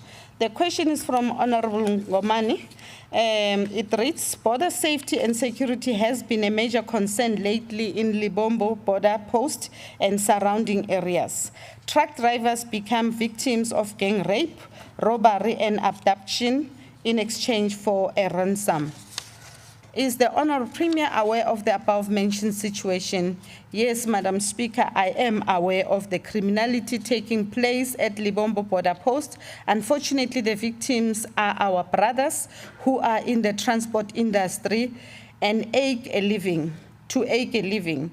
This has a negative impact also to trade along the N4 corridor. Are there any preventative measures in place between South African and Mozambican authorities regarding the illegal activities as mentioned above? The transitional crimes are a matter of discussion in the trilateral meetings, which include the Republic of South Africa, Mozambique, and Kingdom of Eswatini, in ensuring that crime is addressed. The following initiatives are implemented to deal with crime in the border environment. The implementation of the Port of Entry Standard Operational Procedure aimed at identifying stolen and hijacked vehicles. This is done in collaboration with specialized units, providers of vehicle finance and rental companies. The Department of Home Affairs, the Immigration Branch, is implementing the movement control system, which is regulated to identify wanted suspects. The intelligence-driven operations are implemented. The joint cross-border operations are implemented at ports of entry and within the 10-kilometer radius. The South African Police Chiefs Cooperation Organization, which is the organization within the SADC region, coordinates regional crime-fighting initiatives to deal with transitional organized crime. And lastly, the Border Management Authority, which will be the entity of the Department of Home Affairs will be functional from the 1st of April 2023. The Border Guards project has been piloted in the Libombo border line and has implemented strategic operations in partnership with the SANDF to deal with the illegal border crossings. Honorable Speaker, all these initiatives are implemented to ensure safety of communities along the borderline and safe traveling of migrants between our countries. Question 3, by when are we going to witness the reduction of the criminal activities as mentioned above? Madam Speaker, and I can assure you that the initiatives I have outlined are being implemented and are yielding dividends. Some of the alleged perpetrators have already been arrested, and this will deter potential criminals who are trying to create instability in the port of entries. Thank you very much.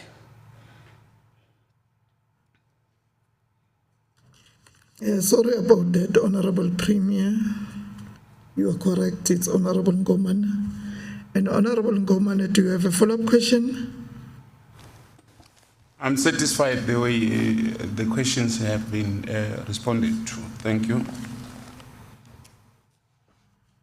Are there follow-up questions, Honorable Mashego?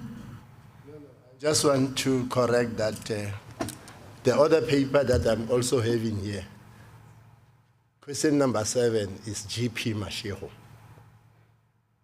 And then number 8 is the one that the Premier is dealing with.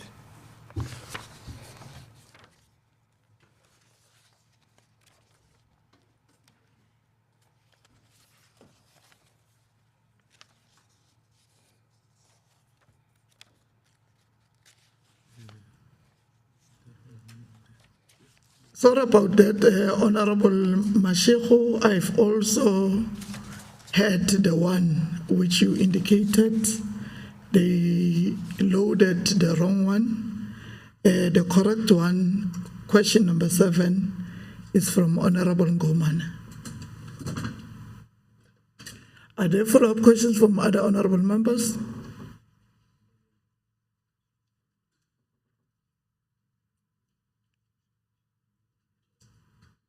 Can the Honorable Premier proceed to the next question from Honorable Grobler? The next question is from Honorable Grobler. In the State of the Province address in 2022, the Honorable Premier stated that the top structure buildings for the Mpumalanga International Fresh Produce Market will soon be completed, and we are targeting operationalization within the 2022-23 financial year.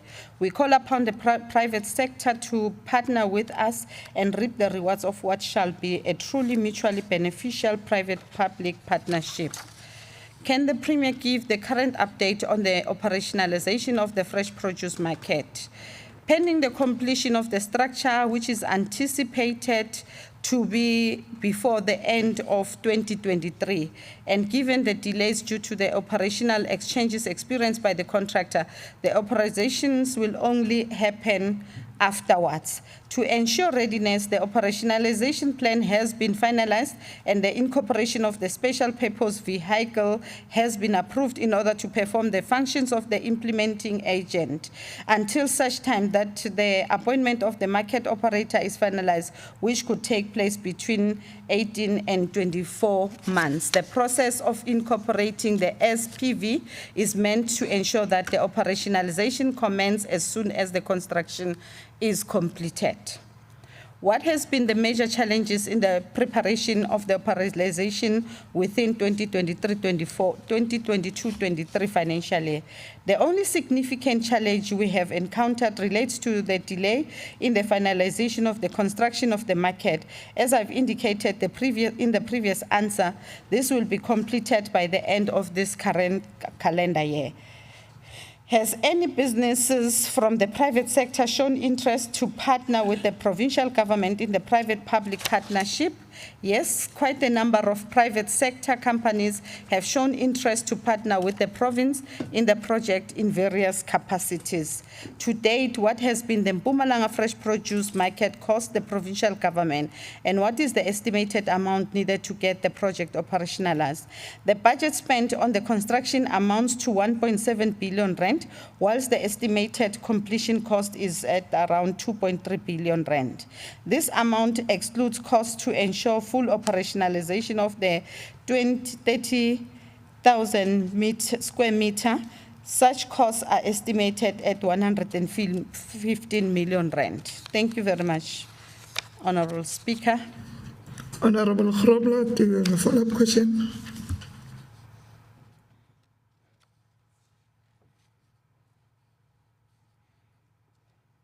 Thank you, Honourable Speaker.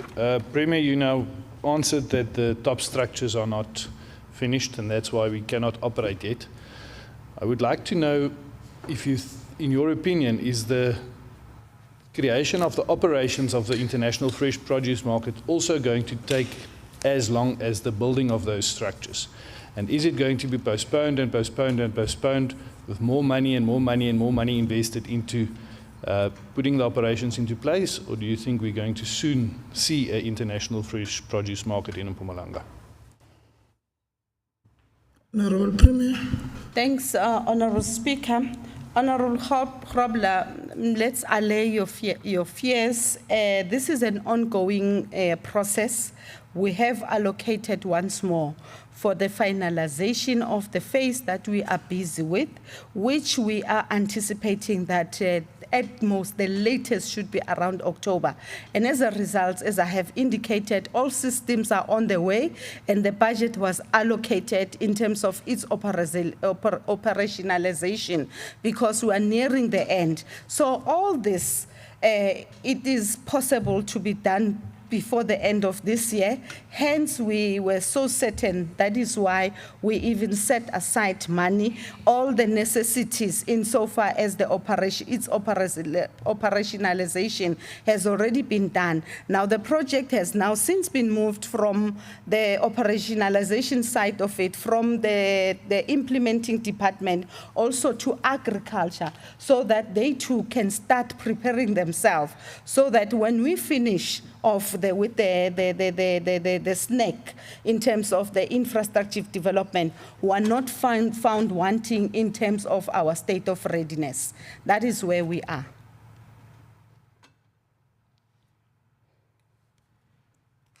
Are there follow-up questions from other honorable members? Can the Honorable Premier proceed to the next question? The next question is from Honorable Mkhabela.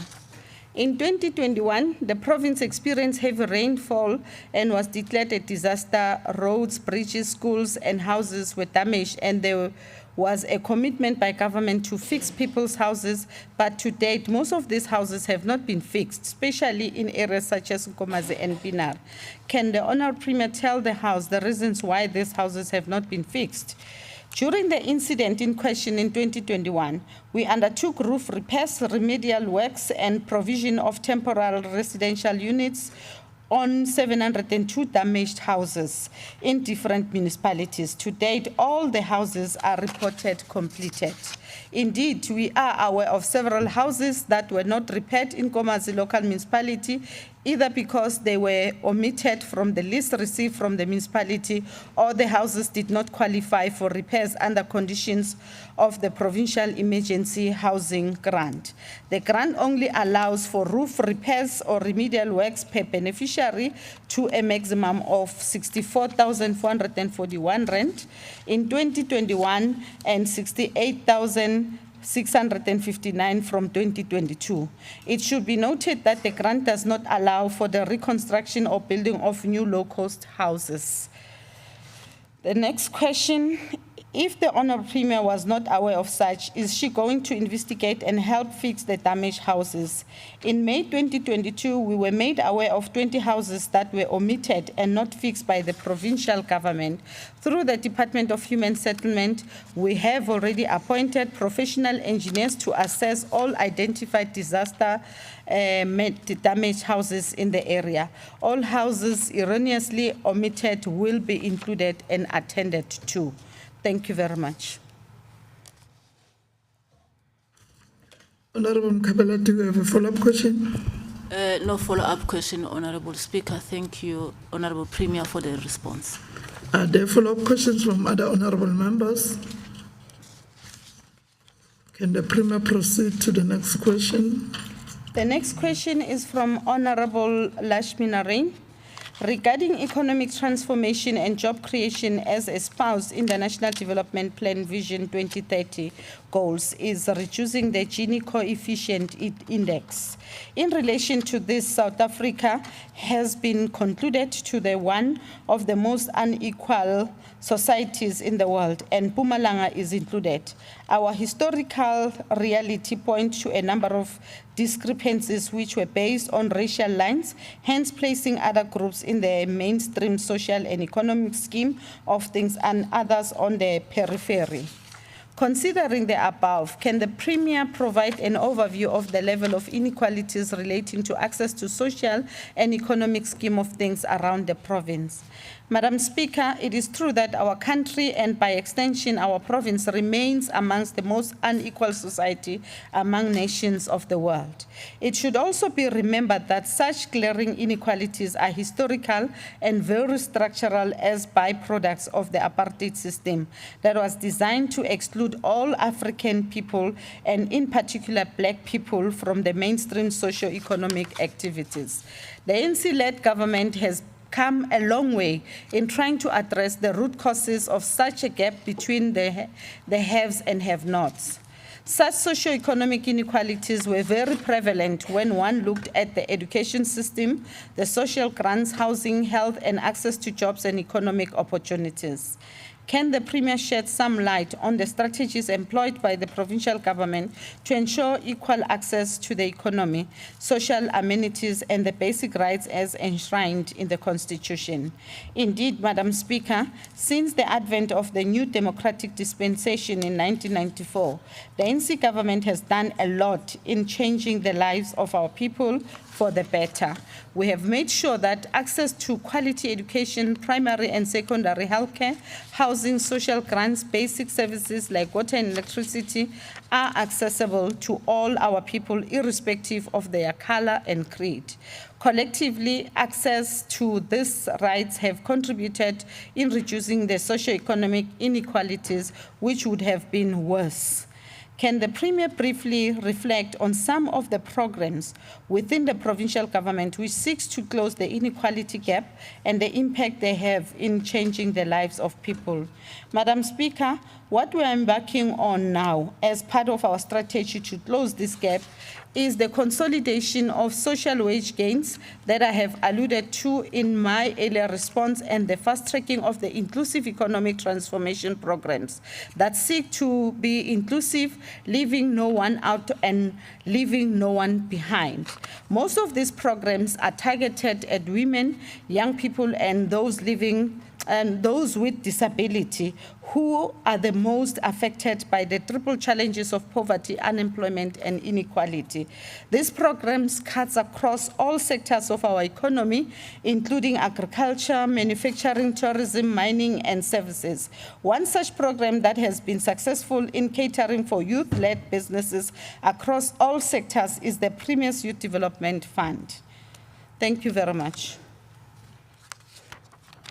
Honorable Lashmi Narain, do you have a follow-up question? Thank you, Honourable Speaker. Let me first appreciate the response that has been given by the Honourable Premier. Honourable Speaker, it would not be an additional question, but to say that as in Mpumalanga, is the Honourable Premier aware of the new Employment Equity Amendment Act that seeks to take us back as a province in terms of our employment in our departmental sectors? Honourable Premier, you will note that in terms of this act, when it comes to Mpumalanga, coloured women would be prohibited from entering the agricultural sector in top management or any senior management position. So it will just be a follow-up question in terms of the demographics of Mpumalanga, drawing attention to the new Amendment Act, Honourable Speaker. Honourable Premier. Well, Madam Speaker, thanks for the question. But suffice to say that this is the matter that the Bargaining Council is seized with, and subsequent to that, there would be consultations where we would look at the matter, and there would be deliberations and submissions accordingly will be made. We are a society that cannot afford to compromise the status of women and children and people with disability, given the magnitude of the trifecta challenges that we are facing. And therefore, the ANC-led government, it is a progressive organization that definitely will be seized with that responsibility and will champion and advocate for the plight of those that might be adversely affected and that were affected during the apartheid era system. And therefore, history cannot repeat itself under the capable leadership of the African National Congress. Thank you very much. Are there follow-up questions from other honorable members? Can the Honorable Premier proceed to the next question? The next question is from Honorable Shabalala. There were service delivery protests in some municipalities recently, and the main complaints were shortage of clean drinkable water, proper roads, infrastructure, electricity, and the delivery of decent houses. What are government interventions to improve service delivery within our municipalities, especially providing clean drinkable water? In the 2022-23 financial year, over 2 billion rand has been set aside for the provision of water and sanitation services through various municipal grant allocations. The contribution of each grant funding in collaboration with the Department of Water and Sanitation is as follows. Municipal infrastructure grant is 1 billion rand. The RBIC scheme is at the tune of 1 billion rand. The water service infrastructure grant is 628 million rand. And lastly, the integrated urban development grant is 9 million rand. We have directed all our municipalities to set aside at least 50 to 75% of their municipal infrastructure grants allocation to address water and sanitation infrastructure challenges. We believe that with this intervention, the problem of access to water will be resolved.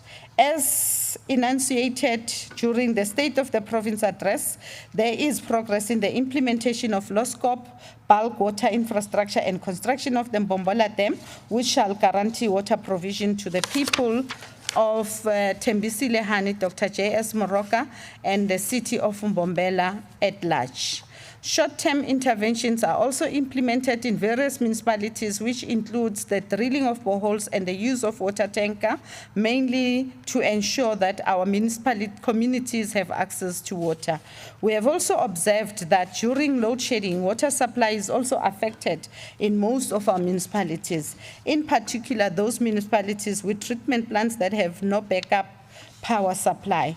The declaration of the national state of disaster on the electricity crisis and the concomitant regulations proclaimed in this regard would enable the new appointed Minister of Electricity to issue directives regarding the exemption of essential infrastructure such as water treatment plants from load shedding.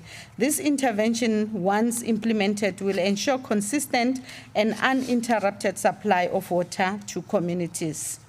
What support is being provided to distressed municipalities to ensure that proper service is rendered to our communities? The province, through the district municipalities, Department of COGTA, Department of Human Settlement, Department of Public Works, Roads and Transport, the Department of Water and Sanitation, and the Municipal Infrastructure Support Agency, is supporting municipalities in the planning and the implementation of infrastructure projects, aims at improving the delivery of basic services. This also includes the assessment of the infrastructure plans to ensure that they are responsive to community needs on service delivery. Resources are also mobilized through the Development Bank of Southern Africa to support municipalities on infrastructure planning and development. What measures are there in place to ensure an immediate delivery of clean drinkable water and road infrastructure? As highlighted earlier, we have directed our municipalities to set aside at least 50 to 75% of their municipal infrastructure grants allocation to address water and sanitation infrastructure challenges. We are also working with district municipalities and the Department of Water and Sanitation to provide support to municipalities by ensuring the operation of water treatment plants and testing of water quality so that the level of water quality remains guaranteed. The DDM is the most effective approach in coordinating the support of all sectors to deal with service delivery frustrations. The private sector is now instrumental in addressing service delivery as part of support to municipalities. The province has also developed an integrated road infrastructure plan, which seeks to ensure that a district approach is mobilized in addressing construction and maintenance of roads by the provincial government and municipalities. Municipalities have also been advised to prioritize the maintenance of roads, which includes the resealing of potholes and the regraveling of roads, and also paving of roads in general. We also monitor the implementation of service delivery programs to ensure that it intervenes where failures are recorded, particularly on successful project implementation. The fourth question, what plans are there in place to accelerate the delivery of houses to deserving people in the province? The province, through the Department of Human Settlements, has developed the Provincial Human Settlement Master Plan, which aims to guide the development and delivery of human settlements. We are implementing a number of integrated human settlements with the aim of not only building top structures, but to provide service sites to the people of Mpumalanga in need of stands. Thank you very much, Madam Speaker. Honorable Shongwe, do you have a follow-up question? Thank you, Honorable Speaker. The Honorable Premier adequately responded to all the questions, and I appreciate. Are there follow-up questions from other honorable members? Honorable Grobler. Thank you, Speaker. Honourable Premier, I would just like to know, how did the provincial government intervene with the recent protests in eMalahleni?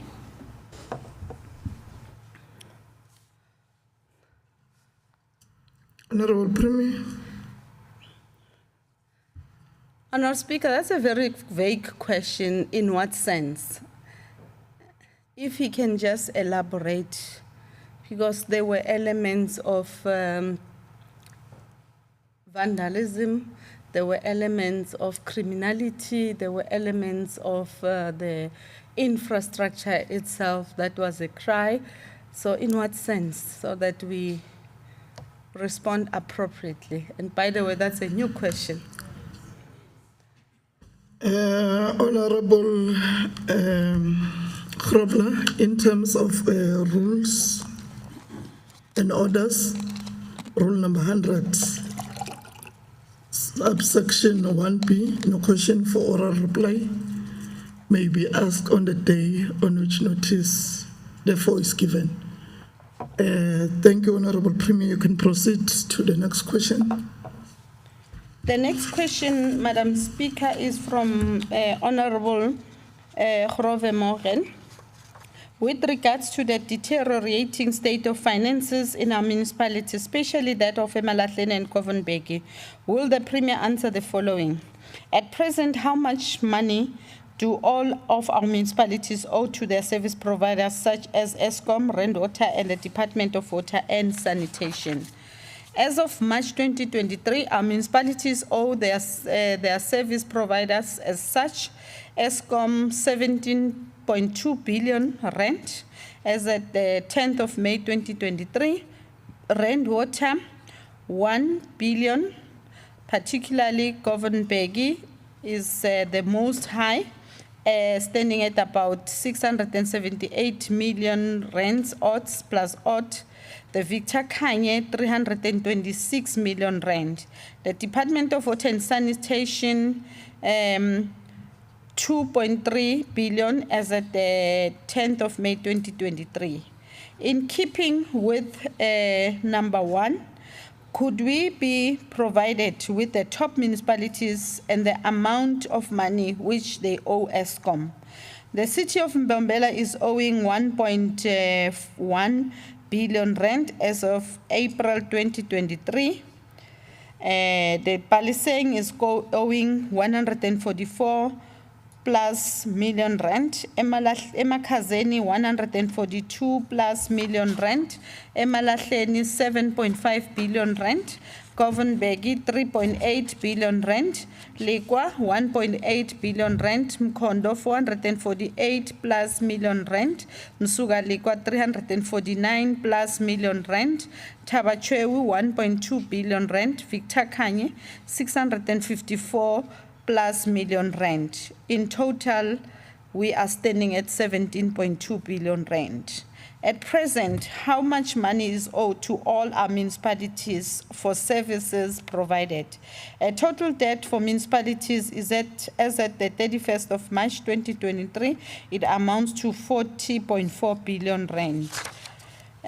Which has a breakdown which is quite long. I don't know if Honorable Speaker, would it be permissible of you if I can provide the list as contained here to the honorable members, or should I go through it? You can give us in writing within 10 days so that we place it on the ETC. Thank you very much, Madam Speaker. The next question, Honorable Premier. Considering question 2, why is this provincial government reluctant to place Governbegi and Emalahleni under administration? The province has found it unnecessary to place these municipalities under administration because these municipalities are already under provincial intervention. Honorable Speaker, the Governbegi and Emalahleni municipalities have been placed under Section 139, subsection 1A of the MFMA, the mandatory provincial intervention arising from financial crisis. Financial recovery plans have been developed for each of these municipalities. Provincial Treasury is currently in a process to assess the progress with regards to the implementation of the financial recovery plan and the impact achieved in these municipalities. This process will further assist these municipalities with the review of these plans and to improve the plans where the anticipated impact was not achieved. Municipal support intervention plans have also been developed for these two municipalities. These MSIPs respond to the different challenges that have been identified in each of the municipalities. Through this support, we are seeing an improvement in these municipalities. Some of the key challenges that have faced these municipalities have been addressed. We must, however, indicate that there are still some challenges, particularly around the finances of these municipalities. This is evident in the escalating ESCOM debt. Given the above reluctance, what has this provincial government done over the past 5 years to bring about stability in Emalahleni and Governbegi, and were the results fruitful? If not, what are we going to do in this term to ensure viability?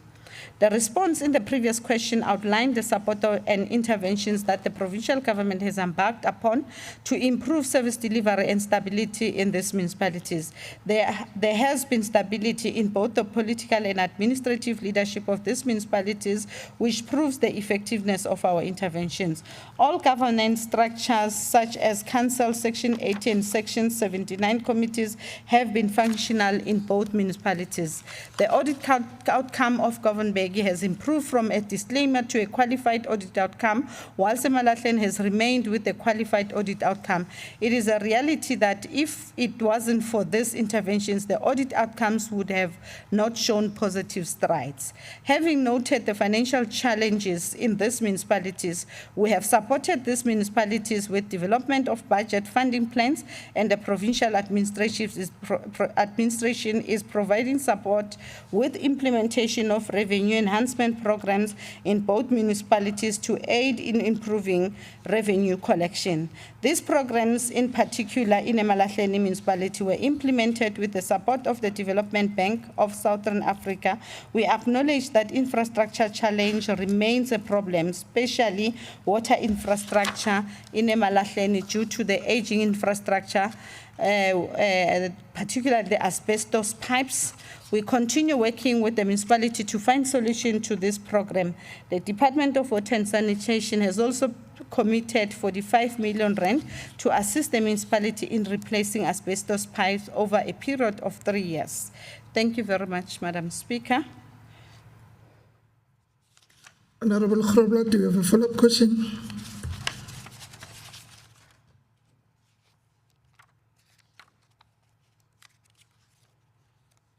Thank you, Honourable Speaker. Honourable Premier, as you can see out of the questions, we are quite concerned about Governor Mbeki and Emalahleni, and I want to thank you for the answers that you've given.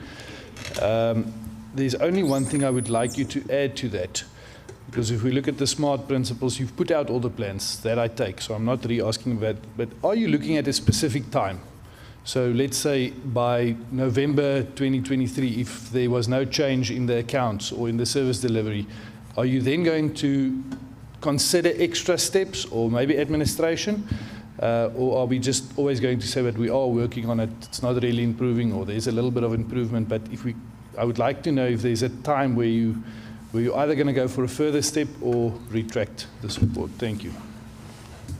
Honorable Premier. Thank you, Honourable Speaker. Definitely, we are constantly and very closely working and monitoring the progress that this municipality is registering.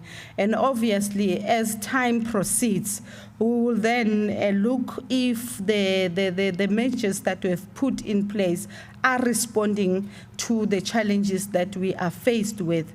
Because of concern, as I have tabled the ESCOM account, it becomes a yo-yo pattern that we are seeing, not only just in these two municipalities, but across the province. At some point, we must say there were municipalities that were not owing ESCOM even a cent.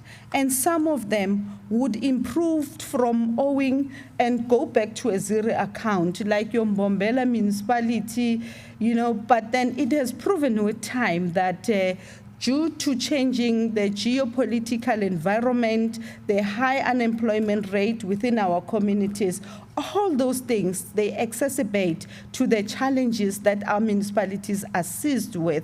And of course, it is the question of also encouraging the municipalities for those customers which do qualify for the, what do we call it, the grant, the indigent grant. Thank you very much. The grant, the indigent grant, they must come to the fore so that they can be assisted, and that will avert the pressure that the municipality has, because through that grant, the services will be granted and be subsidized accordingly. Of course, we will definitely look at that.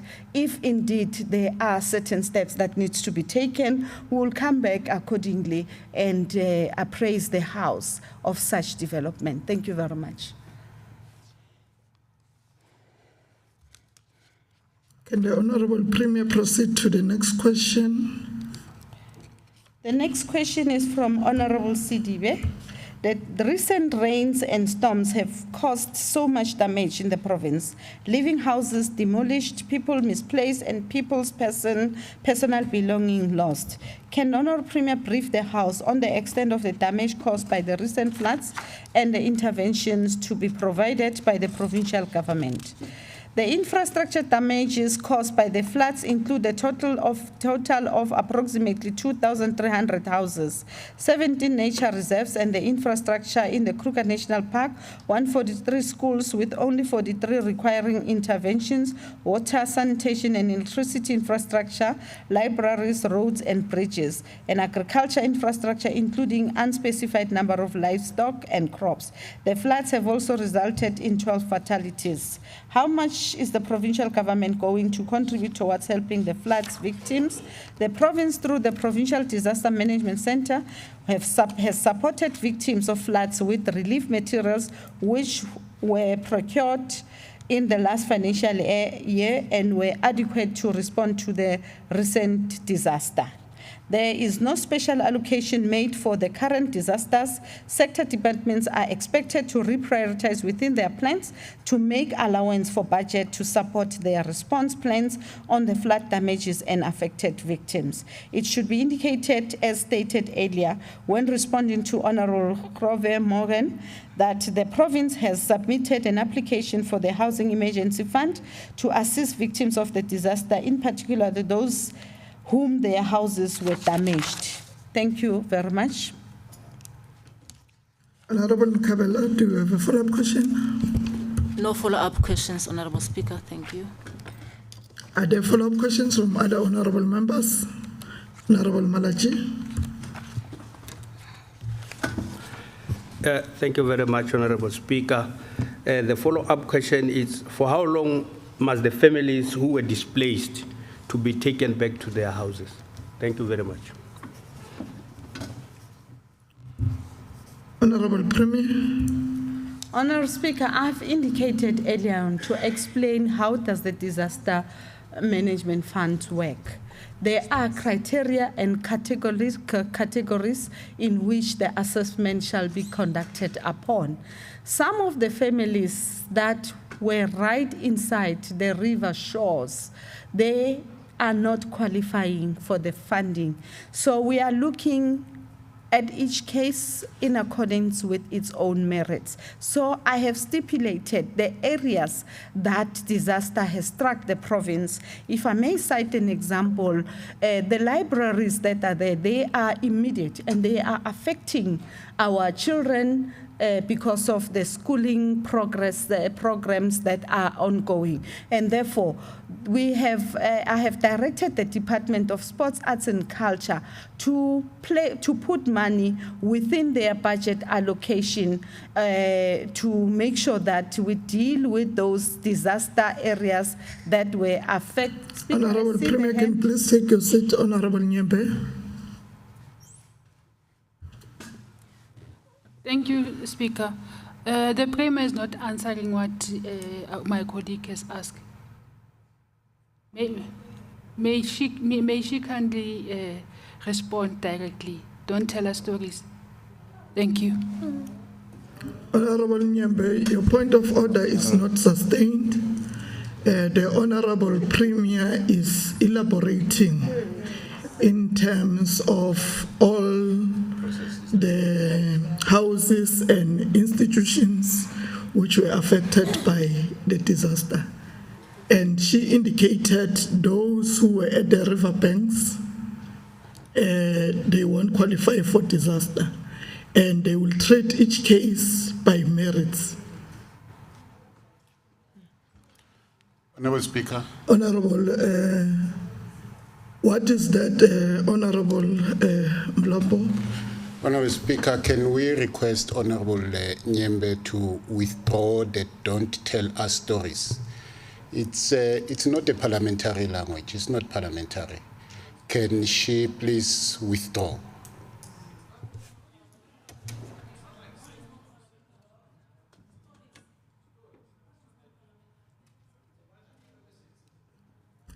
Honorable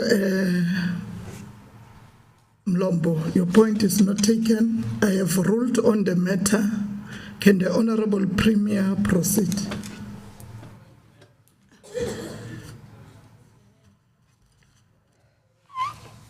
Can the Honorable Premier proceed with the next question? Honorable Malachi. Honorable Speaker, I understand when the Premier was presenting, but that is why I've asked a question to say, how long are the families going to be placed in that place? He must tell us, Uguchi, if these ones are not qualifying, then he must go to the families that we are not going to qualify, and then we will sit here for the next 10 years. It's what he should be saying to me. Thank you very much.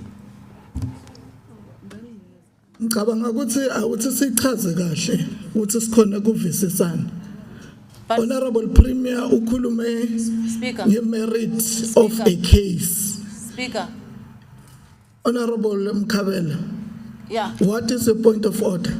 Speaker, please don't justify, the Premier is here. Can you allow the Premier to respond? It's not your duty to Honorable Speaker. justify what the Premier is responding to. Speaker. No, you can't justify. No, your duty is not to justify. Speaker, can I assist The you? Speaker is Honorable here, Mkabela, can you please take your seat? but don't Can I assist justify. you? Honorable Mkabela, can you please take Speaker, your can I seat? assist you? Honorable Mkabela, can you please take your seat? I'm requesting you for the second time. Honorable Mkabela, can you please take your seat? Speaker, can I assist you? Honorable Mkabela, can you please leave the house? Honorable Mkabela, can you please leave the house? Can you please leave the house, Honorable Mkabela? I'm not justifying Honorable Mkabela. Can you please leave the house? Yeah, ngifuna kumtshela lo ukuthi she has ruled on the matter. I'm requesting you for the last time, Honorable Mkabela, can you please leave the house?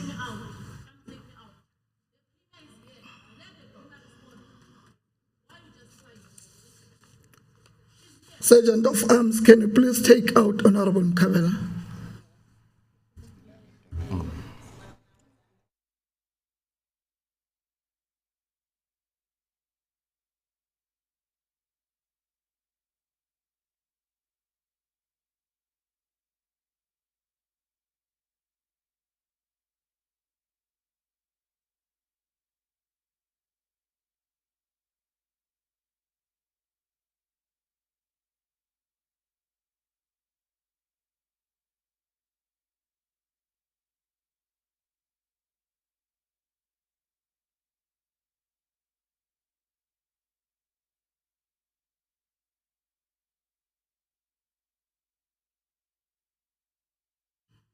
Will request the protection services to remove Honorable Mkabela.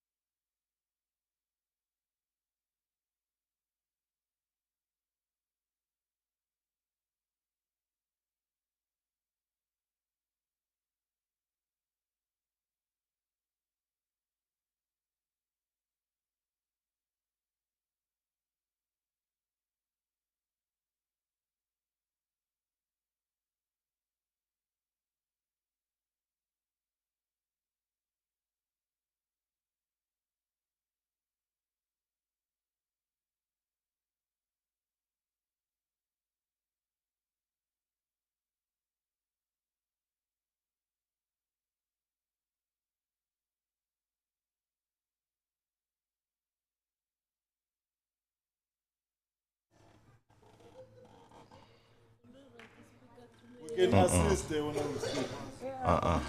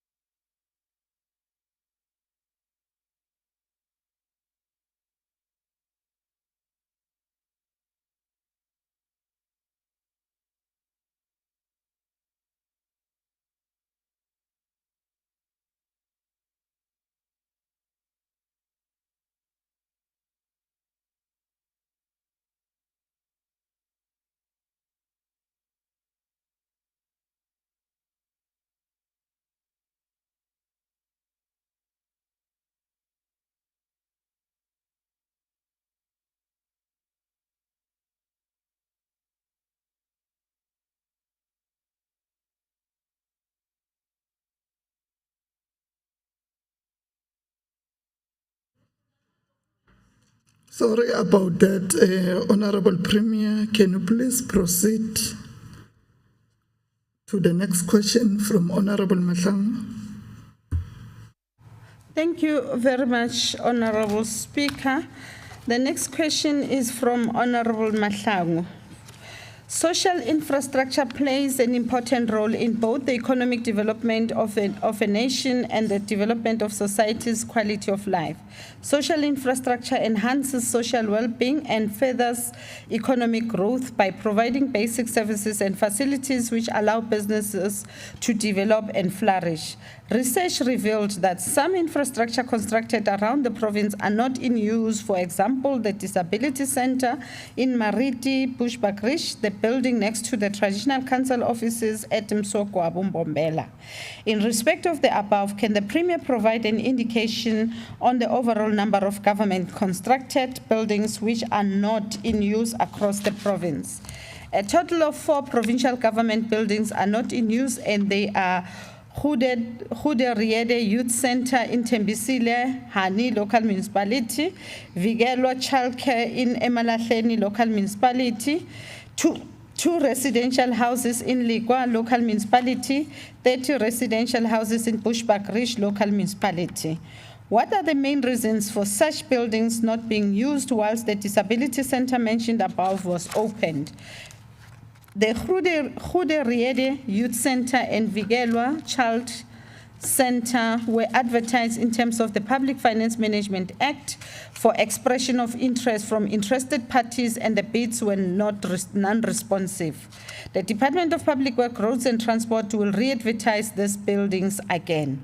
The 32 residential houses in Botlhabela and Ligwa local municipalities are not in use because they were vandalized. These residential houses have been included in the list of for disposal by the provincial government. The Disability Center in Mariti, Bushbuckridge is owned by the municipality, and the building next to Msokwabo Traditional Council is owned by the city of Mbombela. Can the Premier provide an indication on the province approach or strategy in ensuring that all constructed buildings are used for their intended purposes to avoid vandalism? All user departments develops a user asset management plan for assets that are currently in their usage and assets they will need in future.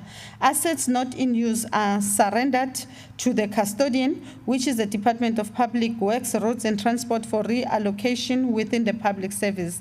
There are no assets surrendered to the Department of Public Works, Roads and Transport from the departments. Thank you very much, Honorable Speaker. Honorable Mahlangu, do you have a follow-up question? No, ngiyabonga Somlomo ungiphendulile undunankulu. Are there follow-up questions from other honorable members? Can the Honorable Premier proceed to the next question? The next question is from Honorable Mlombo. Daily power cuts are experienced throughout the country in stages. However, there are municipalities like Mkondo that are extending power cuts by 2 or 3 more hours because of the billions that are owed to Eskom. Can the Honorable Premier shed some light as to whether the actions of Mkondo municipality are lawful or not? As far as we are concerned, Mkondo municipality exceeds the normal load shedding of Eskom, implements load reduction due to the notified maximum demand. The load reduction becomes necessary to protect the network from overload. The network infrastructure becomes a risk of collapse whenever it is overloaded. How many other municipalities are experiencing the same problem? This problem of load reduction is not only taking place in municipalities where there are issues of NDM. Eskom itself do implement its load reduction strategy in municipalities such as the city of Mbombela, Bushbuckridge, Nkomazi, Dr. J.S. Moroka, Tembisile, Hani, and Emalahleni. However, other municipalities that implement this load reduction because of NMD challenges include Msuga Ligwa, Dipaliseng, and Govonbegi. The challenge facing these municipalities in having their NMD increase is that they are unable to fulfill Eskom's condition that they should first settle their debt. How are those affected municipalities arranging to service their Eskom debt? All the affected municipalities have concluded repayment plans with Eskom. Unfortunately, most of them are not honoring their repayment plans as per agreement with Eskom. The purchase of electricity from some municipalities have proven to be encountering some challenges. What prevent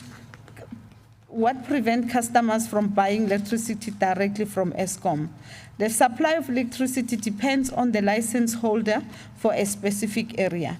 In most areas, municipalities are the holders of the license for the supply and sale of electricity.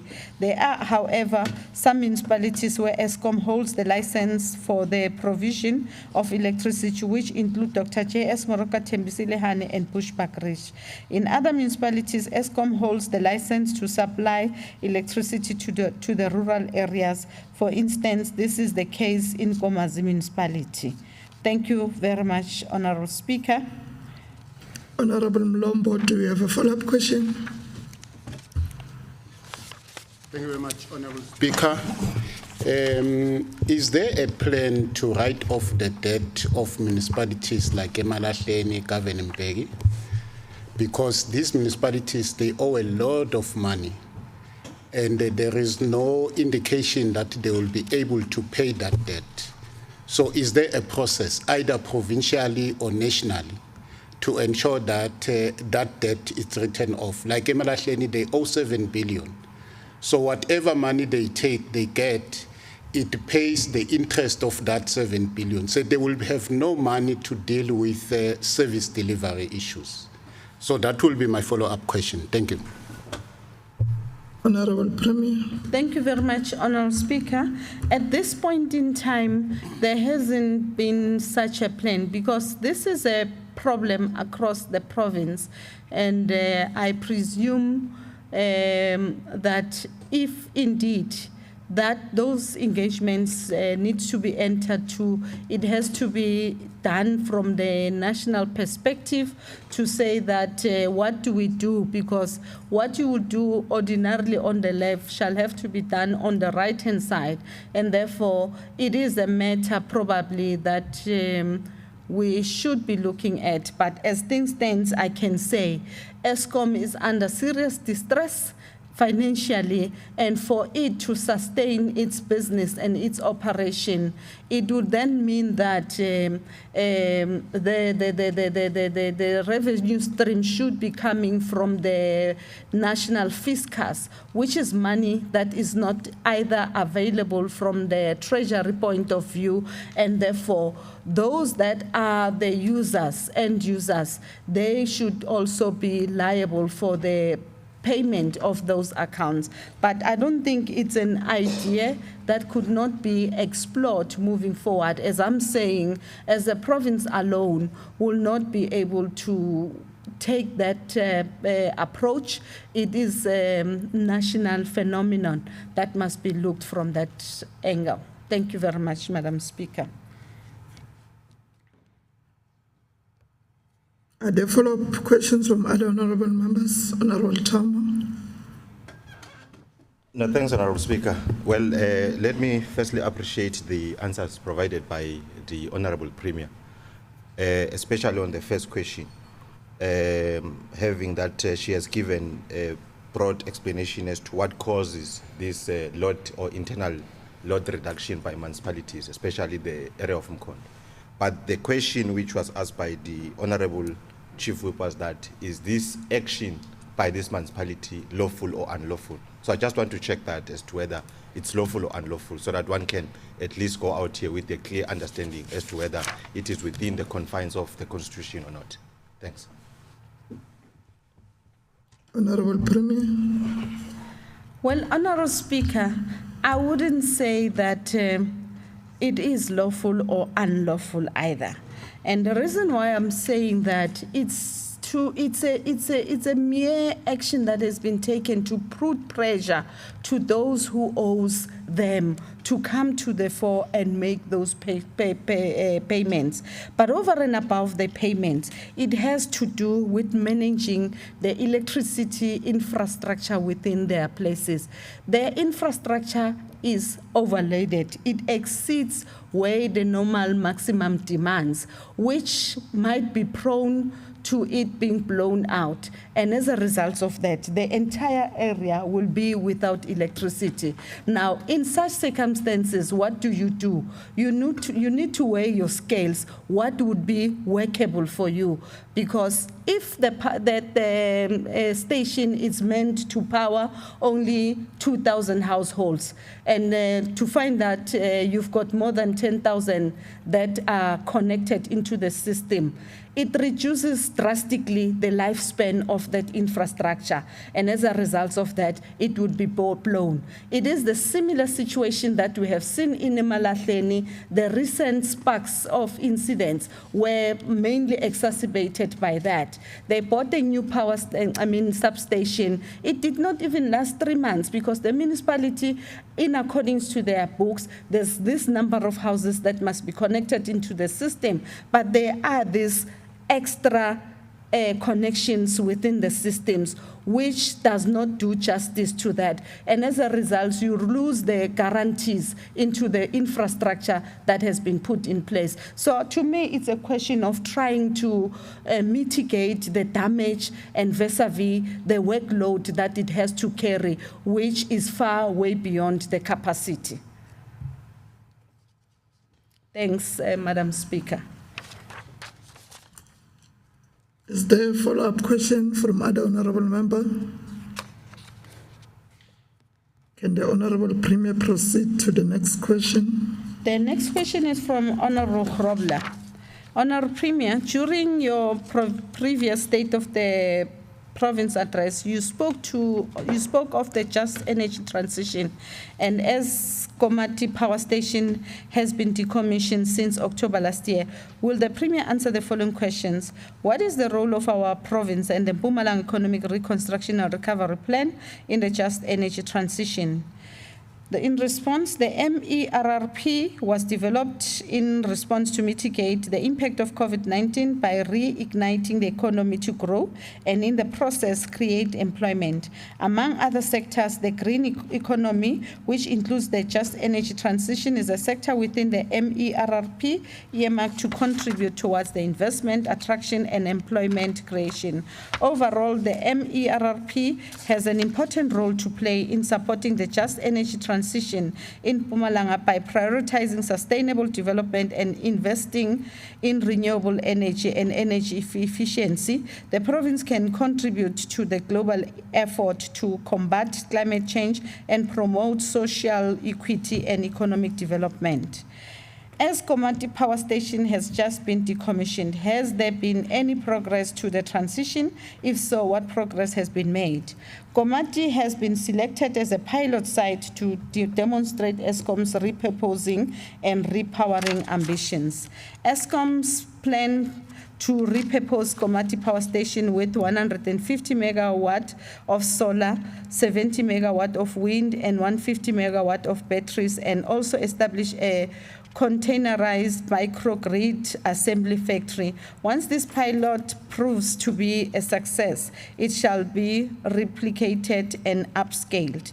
The Komati Power Station repowering and repurposing project is one of the largest coal-fired power plant decommissioning, repowering, and repurposing project globally, and it is hoped that it will provide a tangible case study on how to transition fossil fuel assets to cleaner sources of energy. Mpumalanga is endowed with fair resources for the just energy transition, wind, solar, skilled people, and available grid capacity, and therefore must continue to be a thriving energy producing hub of the country. Honorable Premier, in your last State of the Province address, you mentioned a repurposing and repowering program and talks of reskilling the workforce. Has this commenced? If not, why not? As already stated, the decommissioning of Komati Power Station, officially launched by the repurposing and repowering program of Eskom and Komati Power Station, will be utilized as a pilot site for the above-mentioned repowering and repurposing projects. And in addition to this, a new training facility will be established at Komati Power Station. This is as a result of a signed partnership agreement between ESCOM, the South African Renewable Energy Technology Center, and the Global Energy Alliance for People and Planet. The facility will enable ESCOM to reskill, retrain, and upskill workers and communities where needed, with a view to developing skills aimed at renewable energy generation projects that are planned for the future. There are also additional efforts supported by the American and Italian governments at Nkangala TVET College for training new skills for industries of the future, but also focusing on reskilling those that will possibly lose jobs from the coal sector value chain. How many jobs are expected to be created by our transition to green energy? There is a study that was conducted by Core Benefits Council in partnership with the CSIR and supported by the Mpumalanga Green Cluster Agency, released in 2022. We suggest that Mpumalanga can create 43,000 solar PV and 29,000 wind and new clean jobs by 2035. This amounts to a total of about 72,000 jobs. These jobs include direct, indirect, as well as induced jobs. How many jobs will be shed in the transition? The number of jobs lost in the coal value chain will depend on the number of coal power plants that are decommissioned. Therefore, the schedule for decommissioning of coal-fired power station needs to be accompanied by an upscaling of renewals and clean technologies and the related reskilling of people in these new technologies. The projections based on the current decommissioning schedule for job losses in the coal value chain are approximately 11,000 jobs by 2030. However, as indicated earlier, these jobs can be replaced by workers taking up opportunities in reskilling in order to allow more people to access to the renewable sector. Hence the importance of the Komati Power Station pilot project, that we can learn how to mitigate any job losses to an absolute minimum in the province. Thank you very much. Honorable Grobler, do you have a follow-up question? Are there follow-up questions from other honorable members? Can the Honorable Premier proceed to the next question? The next question is from Honorable Stole.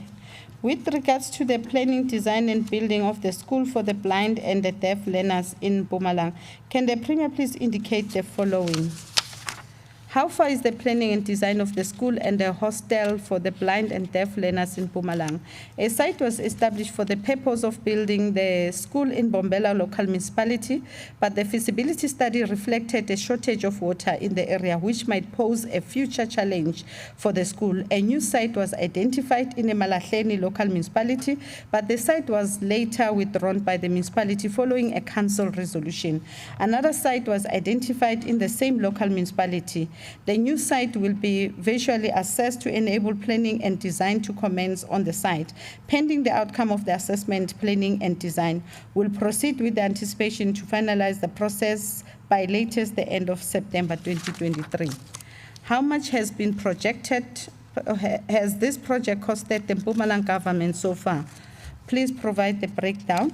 The total expenditure on the project to date is at 8.6 million rand, and the breakdown is as follows: 5.1 to the principal agent and the architectural services for the project, 340 electrical, mechanical, welding, and printing, 1.4 million rand for specialized studies like environmental impact assessments, traffic studies, town planning, and land surveys. The above expenditure relates to feasibility studies on the sites which were earmarked for building the school for the deaf and blind. It is important to indicate that the site investigations are conducted for the purpose of understanding the physical characteristics and the existing layout of soil materials, often referred to as a soil exploration. Site investigation rely on a variety of field and lab tests to determine determine the best course of action required. This process should not be deemed or viewed as fruitless and wasteful expenditure, as it is necessary to determine the viability of the project on that particular site. Can the Premier state if this school will only accommodate learners who are blind or deaf, or will it also accommodate learners with mild to severe learning impairments? The target for the school is learners who are completely blind and deaf. It is anticipated that a total of 614 learners will be enrolled, of which 292 are blind learners and 322 are deaf learners. When does the Honourable Premier foresee the construction of the project starting, and when will this project be completed? In terms of the project program, the anticipated construction start date is in the third quarter of the 2023-24 financial year, and the anticipated completion date is the 30th of March 2027. Thank you very much. The honourable members. Honourable Nyembe.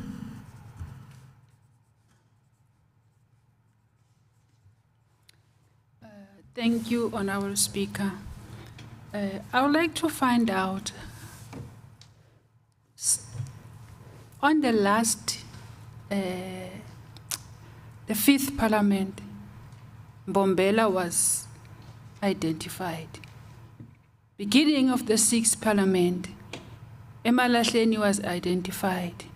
Now it's again been moved to another place in Nkangala. Is it this blind school ever gonna be built?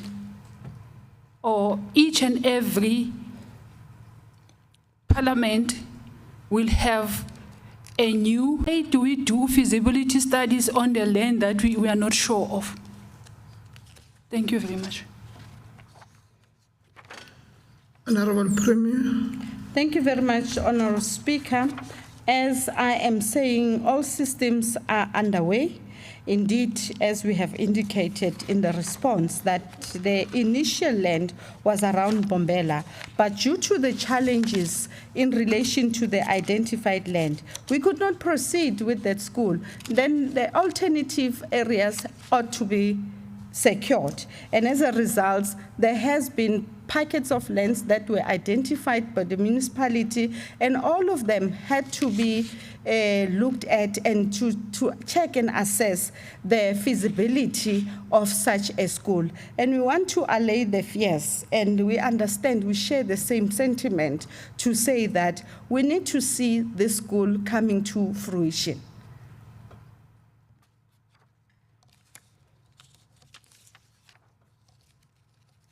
Are there follow-up questions from other honourable members? Thank you, Honourable Premier. Can you proceed to the next question?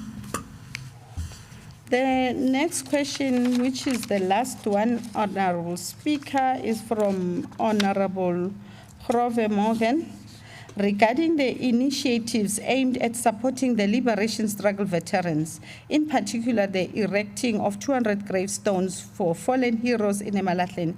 Can Honourable Premier indicate the following? What process did the Premier use to identify the 200 fallen heroes in Emalahleni? Madam Speaker, as a point of departure, it is important to correct the misconception that we have erected 200 tombstones in Emalahleni.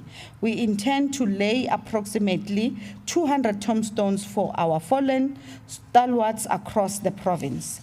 Following the establishment of the Premier's Military Veterans Council and the work of interministerial committee led by the former Deputy President, Mr. Didi Mabuza, we have identified a number of initiatives aimed at restoring the dignity of military veterans across the province, regardless of political allegiance. In identifying the military veterans we shall honor with the erection of tombstones, we have worked extensively with the Ministry of Defence and Military Veterans.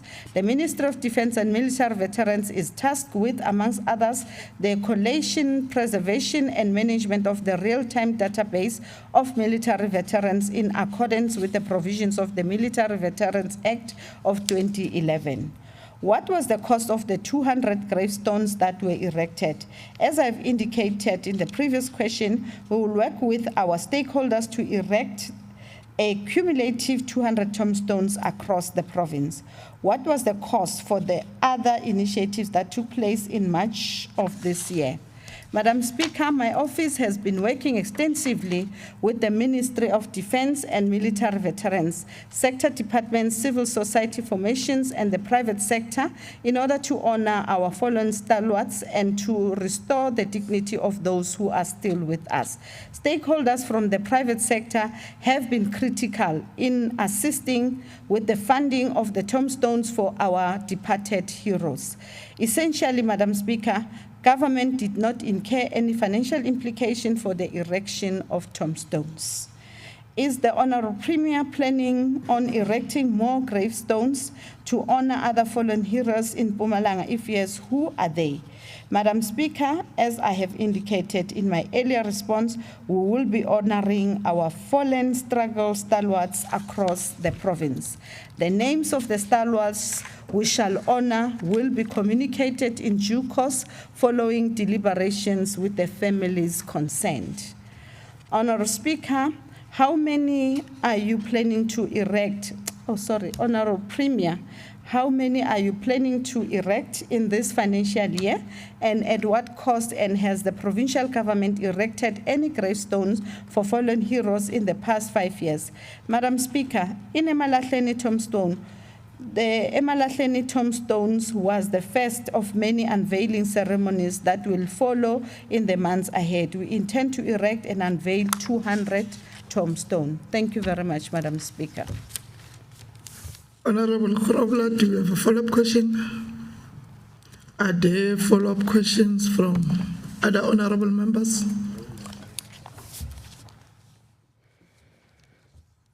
Thank you, Honorable Premier, for honoring the invitation to come and account in the legislature.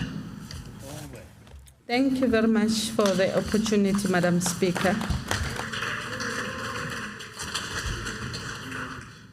The Secretary shall read the second order of the day.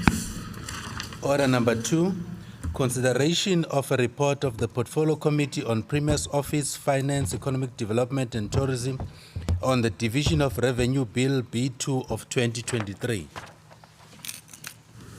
I now call upon Honorable T.S. Tomo, the Chairperson of the Portfolio Committee on Premier's Office, Finance, Economic Development and Tourism, to table this report. No, thank you very much, Honorable Speaker. On a lighter note, I'm not in the hurry today. Honorable Speaker, I'm rising on behalf of the committee responsible for the Premier's Office, Finance, Economic Development and Tourism to table 2023 for consideration and adoption. Thank you very much, Honorable Speaker. To adopt this report as tabled by Honorable Tomo. Agreed to? Agreed. So agreed.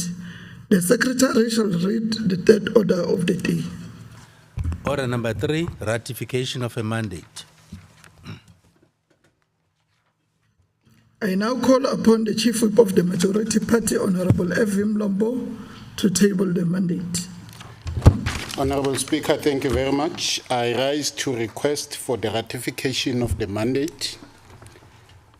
In terms of Section 65 of the Constitution of the Republic of South Africa, provincial legislatures are required to confer authority on their delegates in the National Council of Provinces. Chief Whip of the Majority Party in the Mpumalanga Provincial Legislature hereby move in accordance with Section 65 of the Constitution, read with Rule 201, Sub-Rule 7 of our Rules and Orders, that the House ratifies and confirms the final mandate to vote in favor of the Division of Revenue Bill, which is Bill 2 of 2023, which was conferred on behalf of the Mpumalanga Provincial Legislature by the Speaker on the 28th of April 2023, pursuant to the recommendation of the Portfolio Committee on Premier's Office, Finance, Economic Development and Tourism. Honorable Speaker, I so move. Thank you. Now the question before the House is whether we agree to adopt this mandate as tabled by Honorable Mlombo. Agreed to? As so agreed. That concludes the business of the day. You are all requested to remain standing in your places until the procession has left the chamber. The House is adjourned until Thursday, the 1st of June, 2023 at 10 o'clock in this very same chamber. All rise.